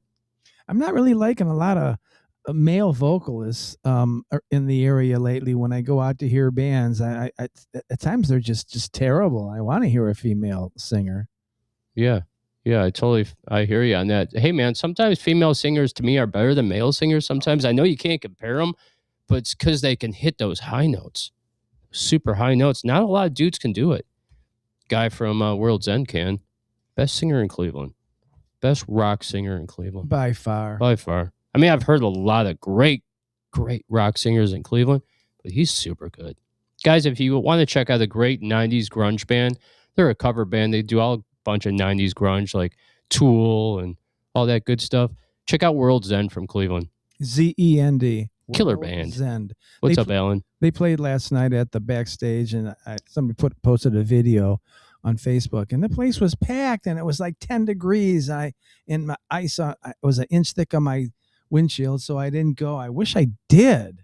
Hey, Troy out there, I know you're listening. You're at the Avoid Dead Studios. Have not forgot about you. We're running a little bit behind. Corey was so freaking good. We had to stick with him for a little bit longer, but we're gonna be with you very soon. Okay. All right, Jim, you ready for some paranormal? Well, yes.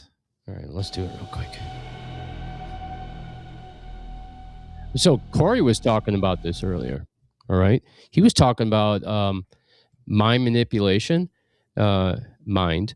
And basically like the secret space program, how when they came back to Earth, they didn't want him to be able to share a lot of that stuff, you know? Kind of like when people die, they go over to the afterlife, the veil is lifted and they know about all this stuff. But when they come back to Earth during reincarnation and stuff like that, that's why our memory is wiped, right? And then, so MK Ultra is a program that I got to share with you guys because Corey was talking about it. Not directly MK Ultra, but he was talking about it. And it brought up a lot of things. So check this out. The CIA, fearing that communists had developed mind control techniques, sought to find its own methods to erase an existing mind and insert new mind into that resulting void. High doses of psychoactive drugs, especially LSD. He mentioned psychoactive drugs when he was talking. LSD administered often without the subject's knowledge or consent, hypnosis, electroshock therapy, sensory deprivation, isolation, and psychological torture and chemical comas, and the use of radiation. The CIA used federal institutions, universities, hospitals, pharmaceutical houses, prisons, detention centers, conduct experiments on unwitting U.S. and Canadian citizens, including college students and psychiatric patients. The program was overseen by Alan Dulles. If you guys remember Alan Dulles, he was part of JFK. The CIA director is Sidney Gottlieb, a chemist and the agency's top drug expert. The program was illegal and involved a profound disregard for human rights and informed consent. To avoid discovery, most records were destroyed in 1973 by order of then CIA Director Richard Helms. You guys remember the movie called The Men Who Stare at Goats? So, which is loosely based on real U.S. military paranormal research programs. Special forces soldiers who supposedly experimented with psychic powers against goats at Fort Bragg, North Carolina, at the now decommissioned Goat Lab. It's a medical training facility now. It's decommissioned, they say. Interesting, right?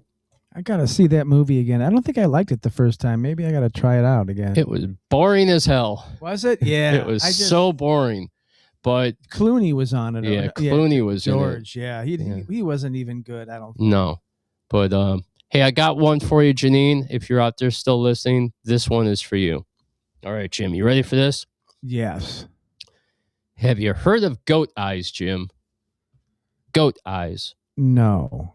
You sure? I think. You're going to love this. So goat eyes is horizontal rectangular pupils, also known as contagious pustular dermatitis. It's a zoonotic viral disease caused by contact of damaged skin with infected animals, directly or indirectly. Contagious pustular dermatitis. It makes your pupils go up and down, rectangular. So you have goat's eyes. That sounds awful. Yeah. Hey, goat eyes. Try Zenify on that. I don't think so. Yeah. Never heard Maybe. of that before? Interesting, right? And that's what I have for you guys on MK Ultra. It's the second time we've done something about MK Ultra. We'll do more and more of it as we go. But pretty cool, right? Very cool. All right, we'll be right back. This is Stone Pusher with Head Trip. And when we come back, we have Mentally Ill in America. See you peeps soon.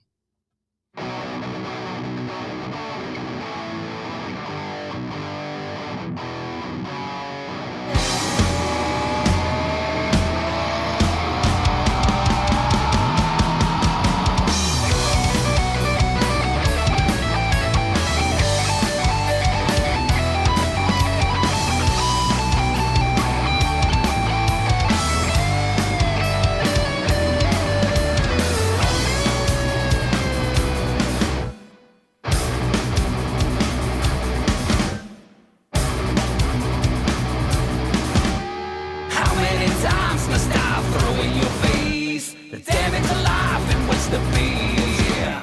How many times must I put you in place? Tell me now, tell me please. I know the road that you've been down, I know you're wrong.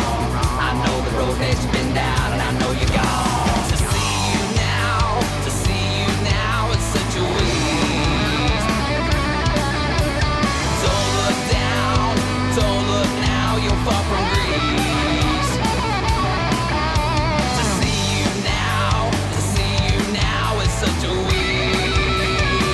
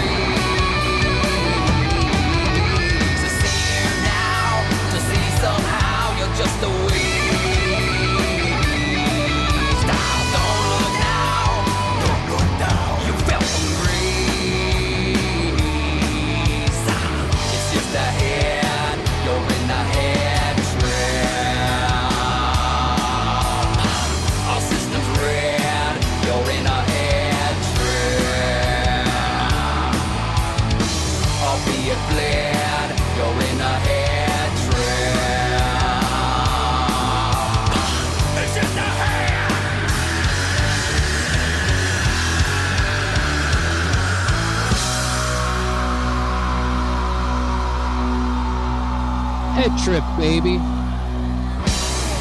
It's the head trip. It's the head trips. Boy, what a crazy night for our Stone music Pusher. and our interviewee. Stone Pusher with the song Head Trips. I love that. That was fun. Not bad at all. It's just a head trip. So that's the name of the song. Head Trip by Stone Pusher. Did I tell you it was Head Trip? Yeah. No, I'm sorry. So the band Sorry is, about is, that, Jim. is Stone Stone what? Pusher. Stone Pusher? Yeah. Pushing the stones. Oh, what do you know? All right, guys, you ready? You know what time it is, right? Mentally ill in America. Jim is bringing the heat. He's got a good one for you today. As you saw, the law enforcement. We've been waiting to talk about this one. Yeah, I go off on a little bit of tangents here, but Well, this one's going to be awesome. we got about 5 more facts about psychopaths. It says 25 terrifying facts about psychopaths. Well, I wouldn't say they're all terrifying facts, but You have been banned, you loser. Now crawl back into your hole. Remember, you can't say crazy. that's It's right. not polite. Okay. You know what? They're all over the place, as it turns out. You know, on one hand, you know, it's 1 out of 100. It's estimated people are psychopaths. Okay, 1 out of 100. Well, I guess you have to walk around. That's a lot and of see at least psychopaths, 100 people, you know, to maybe get that going. But it's okay. I'll start with this. You've probably already walked past one today, Jeff. If you were out, that is, of course. I think we've seen a few in the comment section. Yeah, they are much closer than you think. They are all over the place. Psychopaths are all over the place, you know, even at 1 out of 100. But I think it's higher than that actually now. Watching all those YouTube videos and stuff, you know, the Hillside Strangler like to pose as police officers. You know, they're great at stuff like that. Psychopaths can bleed into society that even experts struggle to spot them. If you think someone is a little off or weird or strange, you might be right. That person very well might be a psychopath or a sociopath. I believe it. Okay, we will move on to number 2. Governments love them. I don't know. That's kind of weird too. I don't know if governments love them. The military does, and we'll see why. Right off the bat, this sounds ridiculous, right? Governments love them. Why would a government entity like psychopaths? Well, for example, in the military, with their personality traits, they can detach emotionally from the horror of combat and focus entirely on the mission at hand. They can make tough decisions and not worry about the possible consequences. So isn't that something? You know, like, where are the most populated area of the country right now with psychopaths? Washington, D.C., right? That was on the show last week. Yep. So, And look what happened this past weekend. There was the shooting, the father-son duo gunning down the people in Australia on Bondi Beach. And then last night, was it Friday night? I can't remember. The shooter at Brown University. aren't they all candidates for a definite psychopath? You've got to be You know, psycho to do something like you that. do. Yeah, You'd have to be, right? I would think so. Man, that's insanity. It's really insane. You know, But doesn't surprise me, Jim. there is an article by U.S. Attorney Major David S. Pearson underscored this in an article where he talked about the value of natural killers. Natural born killers. So we could use them to our benefit. You know, they could be politicians and they could be great in the battlefield because they don't care whose head they blow off. I don't know if I believe this, but I don't know. Hey, I feel like I've met some people in the military that were not playing with a full deck. For sure. And there's people out there that want to kill. Like if you ever watched that one movie, Full Metal Jacket, they train those soldiers to love killing. It's all about killing. And I'm sure there's some crazies in there that take that stuff to heart, right? So I guess there's a place for these psychopaths in society. It's a little risque to They award you for making the most kills. They give you medals, right? Yeah. It's kind of weird when you think about it. So when they come back from their battlefield, I bet they have a hard time trying to get back to reality and behave normally after they've been cutting people's heads off. Yeah. Yes. That's PTSD, man. They can't sleep and a lot of them can't go back to society. You find a lot of veterans that are homeless or drug addicts or alcoholics. It's got to be hard to deal with that. But if you're a psychopath, then I guess it's easier to handle. They probably love it. You don't care about the consequences and you don't care about people. So it kind of makes sense. Okay, let's move on. Okay. Psychopaths are master gaslighters. Gaslighting, which has recently become a common word, is a covert form of emotional abuse, like when you purposely try to upset someone. You hear that gaslight all the time. I mean, 1,000,000 times a day on YouTube and Facebook and whatever. Gaslight this, gaslight Can that. I say something about gaslighting? Yeah. All right, this might be unpopular. Okay, Diane Baker, if you're out there listening. Women gaslight the hell out of men.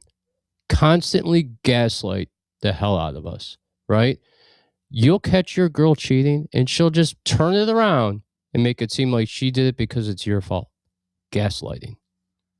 Well, they're deflecting there too, they're psychopaths because they don't want to admit that they're wrong and they'll just lie to your face. They can't. And that's one of the qualities of a psychopath. It's just because you do that doesn't mean you are one, but you might have the tendency. Can't handle consequences and can't handle accountability. That's why you have so many kids that are entitled these days that freak out when they get arrested.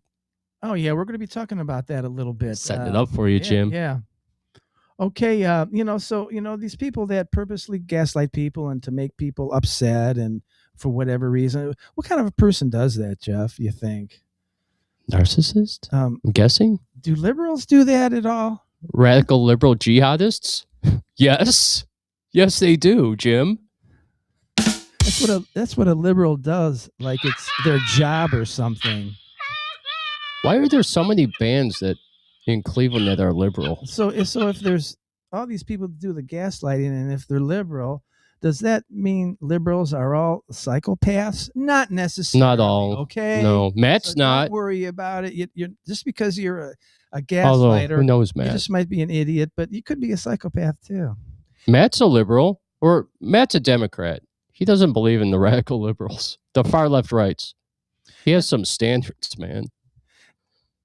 And I'm sorry. It's okay. And I already said this, but this explains why the highest per capita of liberals, they live in Washington, D.C. Isn't that funny? Yeah. And it's not really even a state, is it? It's starting to make sense to me. No, it's just a district or whatever. It's a big, important one. They do this to dominate people, obviously. They will twist events and facts to make you doubt your memories and your feelings. For example, they might deny pushing you during an argument, claiming you fell and that the person was just helping you. Just blatant, just making up story lies like that. They are expert at manipulation. Jeff, I've been watching a lot of YouTube videos involving traffic stops, okay? Shoplifting and assaults. And notice people denying they shoplift when there's proof that they did. They just keep lying. That blows my mind. What is that? I don't understand. It blows my mind how you could be guilty and just be like, not me. Again, these are all the videos I'm watching on YouTube. And let's see what else here. And assaults. They will deny they hit someone first, even after the video shows that they started the fight. They continue with it. Now that's extreme, isn't it? Okay, one thing, you see all these videos. You don't know how much alcohol or drugs are in their system, so that's another thing. So they could be doing this because they're just stoned out of their mind, and not because they're a psychopath, because they're high as heck. So how do you make that? But a lot of the people I hear, after on YouTube videos, They don't seem like they're intoxicated and they're not slurring their words, but they're going crazy, man. Hey, you remember back in the 90s when PCP was a big thing and cops would pull over dudes loaded and high on PCP and they'd be like trying to bite your face off? There'd be cops out there that'd be putting 3 or 4 bullets in big black dudes and they wouldn't fall. They just keep coming. That is high on PCP. Yeah, a lot of people lately are getting tased, and it doesn't seem to stop the big guys or something like that. Yeah. That's kind of scary. Or those people on doing bath salts and then doing like zombies, like biting people's faces off. Jeez. You know, these traffic stops, you know, they deny they were speeding even after the police says they have evidence. They just totally deny. I can't believe, I don't understand that. And then they'll say, I'm speeding because I have to go to my aunt's house or something like that. They give these stupid excuses like it's going to help them. I mean, how do they carry on like that? Again, it just blows me Jim, away. can I say something real quick before you continue on? Kids out there, when you get pulled over by law enforcement, both hands on the wheel, don't make any sudden moves, just sit there. And when they come to the window, you put your window down. And when they ask you for license and registration, you hand it to them, and your ID, you hand it to them. And if they say anything, you respond with yes, sir, or no, sir. I think schools are somehow we have to be educated, our populace, our young kids. We were talking about this earlier. Maybe there should be a class or something like that. And I don't know about you, Jim, but I don't want to be tased or shot at a traffic stop. So I'm going to do exactly what they tell me. That's right. Why would you not give them your ID? Those people blow my mind that don't put the window down there. It's like this much, and they're like talking through it like, no, you can hear me. I would break that window and rip you out of that car so fast. Yeah, when the cop, approaches them, they're really calm at first. But after they see that things are going bad, they do a 180 and they go absolutely crazy. That's got to be psychopathic tendencies right there. If it isn't the drugs or whatever. I would think so. I don't think a lot of these kids getting pulled over are all on drugs. I think a lot of them are just entitled brats that had safe rooms growing up and they never had to take accountability for anything. They're little bitches. Can you imagine getting stopped by a cop because of a simple traffic ticket, speeding or whatever, and he has to haul you out of the car because you refuse to get out of the car, and then you start hitting the police officer? That blows my mind. They're so out of control. They're like, maybe they're just like 5-year-old that never grew up. And then the cops are like, now you got another charge. This is resisting. And then they kick the police officer. Now you picked up another charge. That was assault on a peace officer. They don't listen. They just think that they could do whatever they want. It's crazy, man. So I think we're seeing more psychopaths that we realize we don't really recognize that they are. I think we need to get rid of the body cams and go back to the old days where you just billy club the hell out of them, in my opinion. See, that's why I could never be a police officer. And and these people, they're so tough. First of all, they're so nice. Oh, hello, I'm how many drinks did you have? Oh, I just had a couple. I am so nice. With all of this, what really amazes me is how people, while being confronted by police and realizing they are in trouble, almost always start demanding to make a phone call, right? I don't care what race you are. And who do they want to talk to? Mommy and daddy. I see guys, I see girls, I see blacks, I see whites. It doesn't matter. The first thing they want to do, they are always on the phone. They're looking on the phone, tapping on the phone, and they need to talk to their mommies. What's that all about? But they don't do it where they want to say, I want to talk to my mommy or daddy. They scream it like lunatics. It's screamed at the top of their lungs like psychopaths, right? And they're going, what's wrong with you? What's wrong with you? What's wrong with you? They'll say it like 1,000,000 times and they won't stop doing it. I love that technique. I just think, who knows what the heck they're thinking, but why, get it over with. You're just stalling things. You're making things worse. Just give up and let the cop give you a stupid ticket. So what? Yes, I agree. I don't understand it, man. I would just, here's my ID. You know how many tickets I've gotten out of? Like, I've gotten out of so many tickets by just being a normal human being to a police officer. Listen, man, they don't want to come up to your car and deal with a bunch of BS. They have a job to do, right? Just like we have jobs when we go to work, they have a job to do. And if you give them shit, it's a world of hurt for you because they don't care. They'll just give you a bunch of charges and take you to jail. Then your life is screwed because you got to get an attorney, you got to go to court, you might go to jail, got to pay fines. These sovereign citizens, they're like the worst almost. They don't have to do anything, and they're all lawyers, and they could be on the Supreme Court. They're so darn smart. It's unbelievable, these sovereign citizens. They think the laws don't apply to them. That's got to be, they have to have an ego. They think they're better than everybody or something. I don't know. I always thought it would be funny to get pulled over and just be like, as soon as he came up to the door, I'd be like, I'm a sovereign citizen. Just to see the look on his face and be like, no, I'm just kidding. He'd probably be so ticked off. Yeah, Jim, I don't know, man. I see videos all the time of these like entitled kids. And here, let me just say this one thing before you continue on.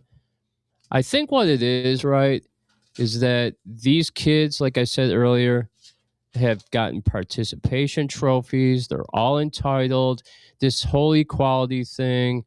And I think they've just gotten to the point where they think they could say and do whatever they want with no consequences because mommy and daddy never put them in their place. And they get out in the real world and then they find out real quick, homie, don't play that. Our education system has to It's a joke. Start explaining this to kids before they drive cars. Hey, look, you're going to be stopped by the police. You can't just be screaming at them. So let's do some play acting right here and just get ready to behave like an adult when you get out of school. I agree. Entitled. You know, okay, this type of behavior can be easily related to what? Immaturity, right? Failing to grow up from a child to an adult, you know, right? They act like 5-year-olds. And so when you see an adult acting like a 5-year-old, and if there are no drugs involved, I believe this is a sign of psychotic behavior, at least tendencies to be like that. And a lot of people are really out of control when they're kids, 5 years old, 8 years old, but they grow out of it, okay? But there are so many people that don't grow out of it. They just go crazy. That's psychotic, I think, in a way. Yeah, I agree. For sure. For sure. So if you also if you see a child going totally out of control, it makes sense. This child may be your next Ted Bundy. You know, you look at the behavior of the young kids, and that's a good indicator of what they might be like as adults. Okay, we're on number 5. Psychopaths don't experience fear like you. That is, unless you do. In such case, then you might be psychotic yourself. But they don't. Psychopath brains are wired differently, and they are less responsive to fear and inducing stimuli. They may dive into a situation without giving it a second thought.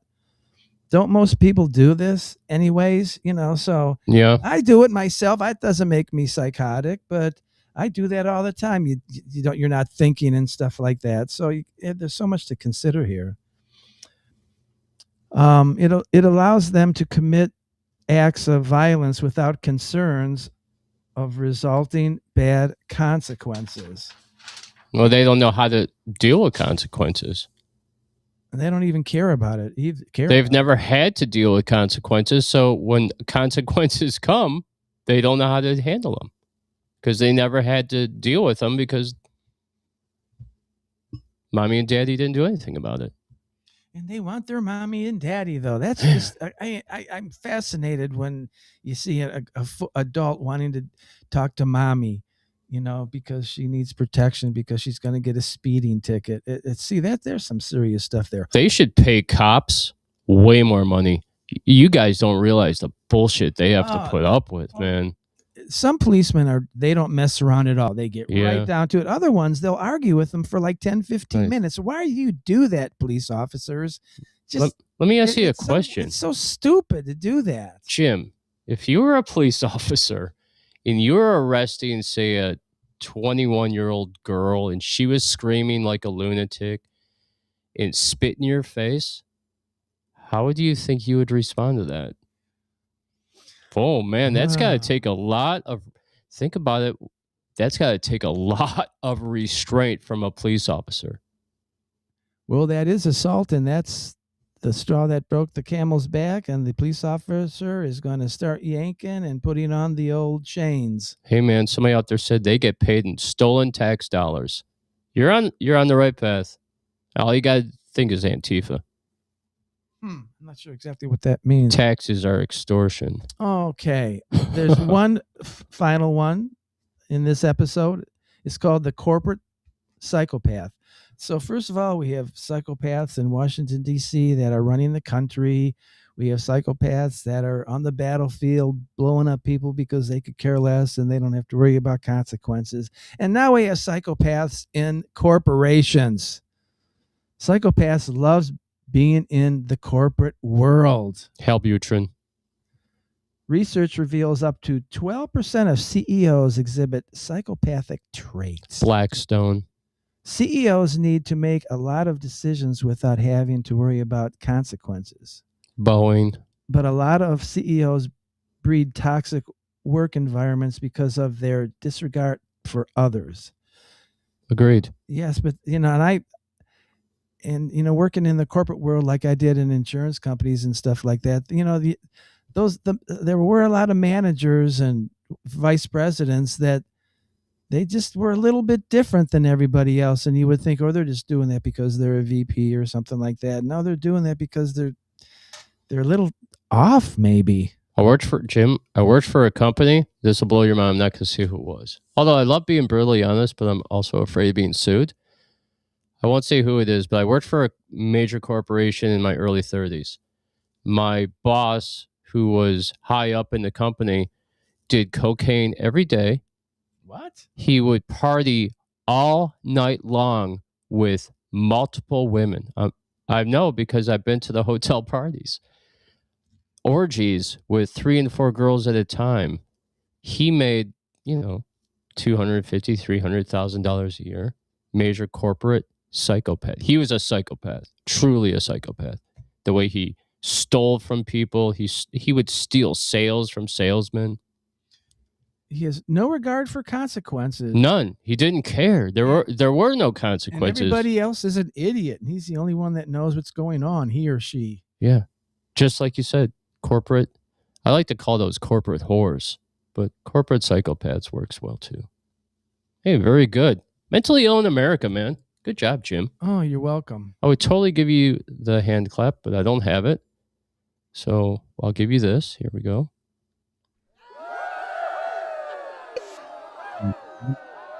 All right, kids. I have something very special for you. I've been waiting to the very end here. We have somebody that's going to be popping on. Guys, if you're out there, please pop onto the show. Avoid Dead. Are you there in the house still? Are you still with us? I hope so. They've been so patient. Thank you. Thank you so much, guys. Hey, what I'm going to do is this. I'm going to play a tune, and when we come back, we'll have Avoid Dead, okay? How's that sound? Perfect. All right, guys. All right, check this out. This is Wailing Banshee. This is a song called Tempest. When we're back, I have something very cool from Avoid Dead.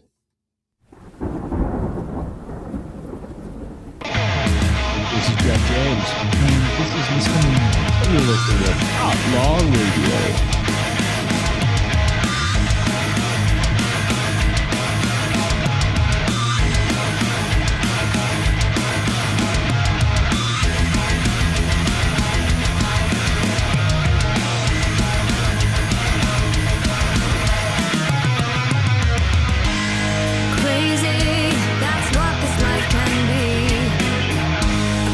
Struggle to choose what we believe. Oh, this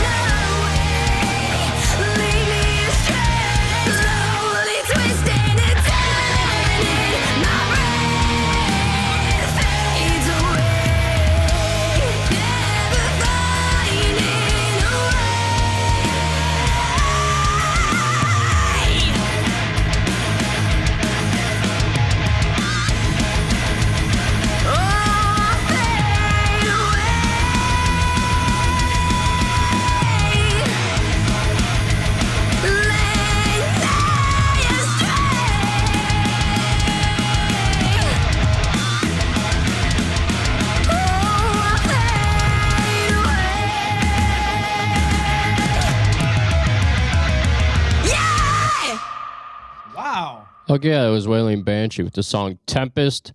I see you guys down there. I see you, Avoid Dead. I'm about to pull you on the show.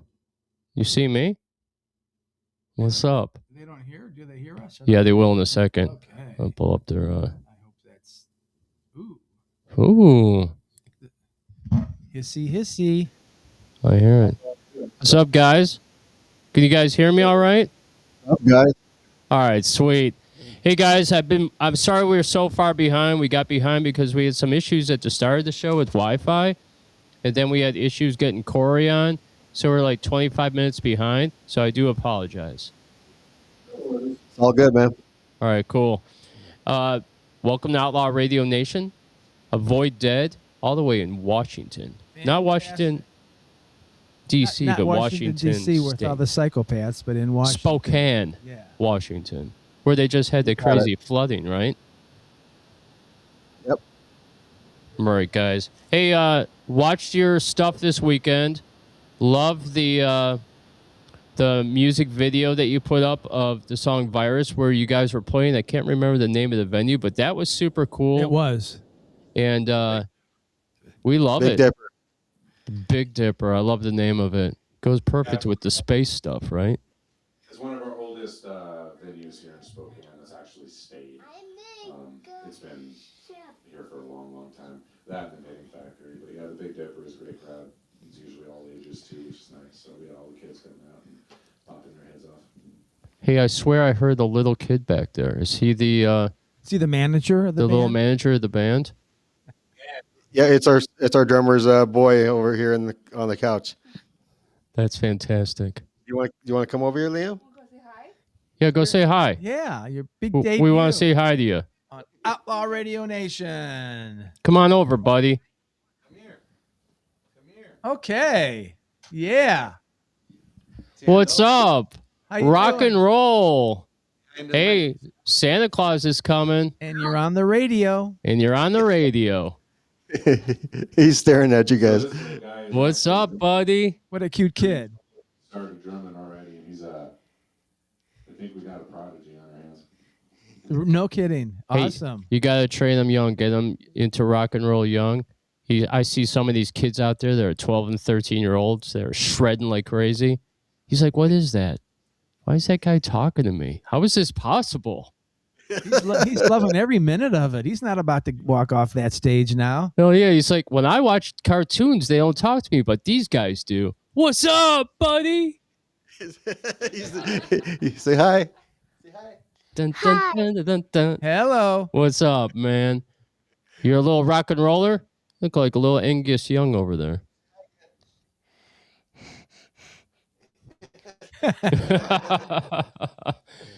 Hey, well, what we're going to do, man, is we're going to play some of rock and roll for you.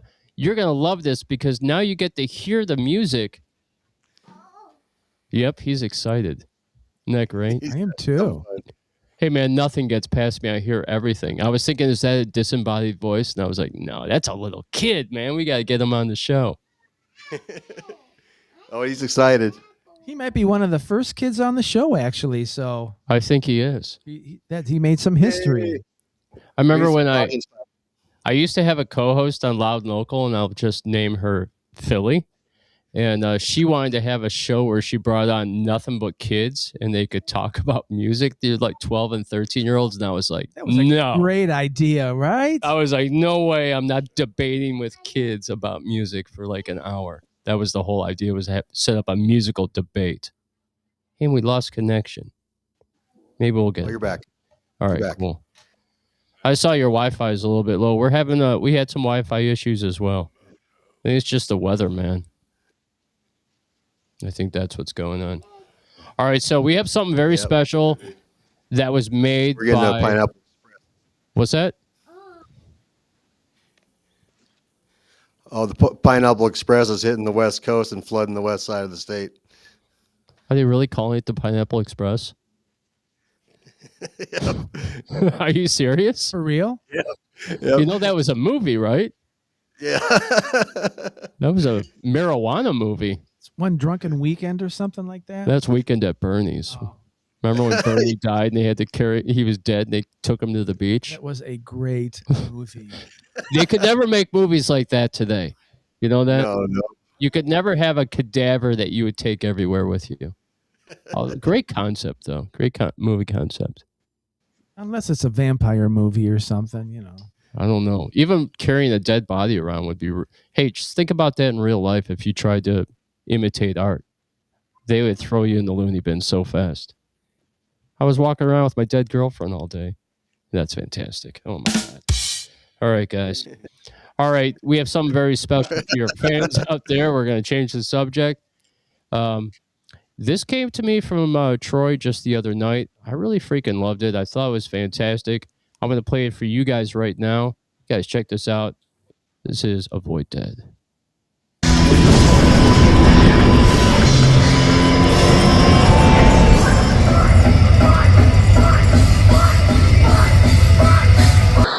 This is Avoid Dead on Outlaw Radio Nation, and you're listening to The Virus. Stay alive. Stay listening.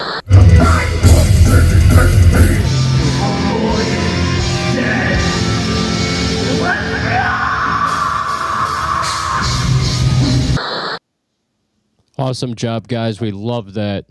Guys, this is Avoid Dead.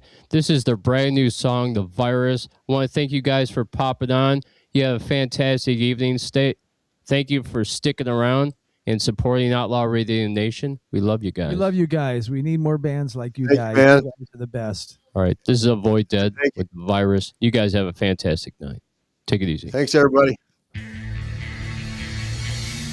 Hi, this is Jeff James. And this is Mr. Moonlight. And you're listening to Outlaw Radio.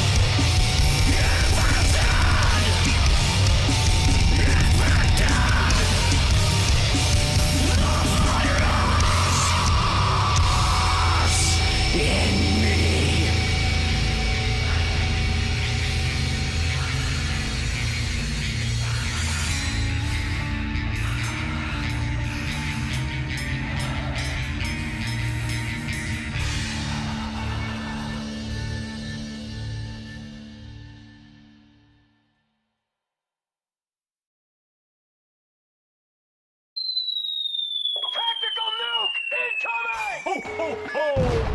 Merry Christmas!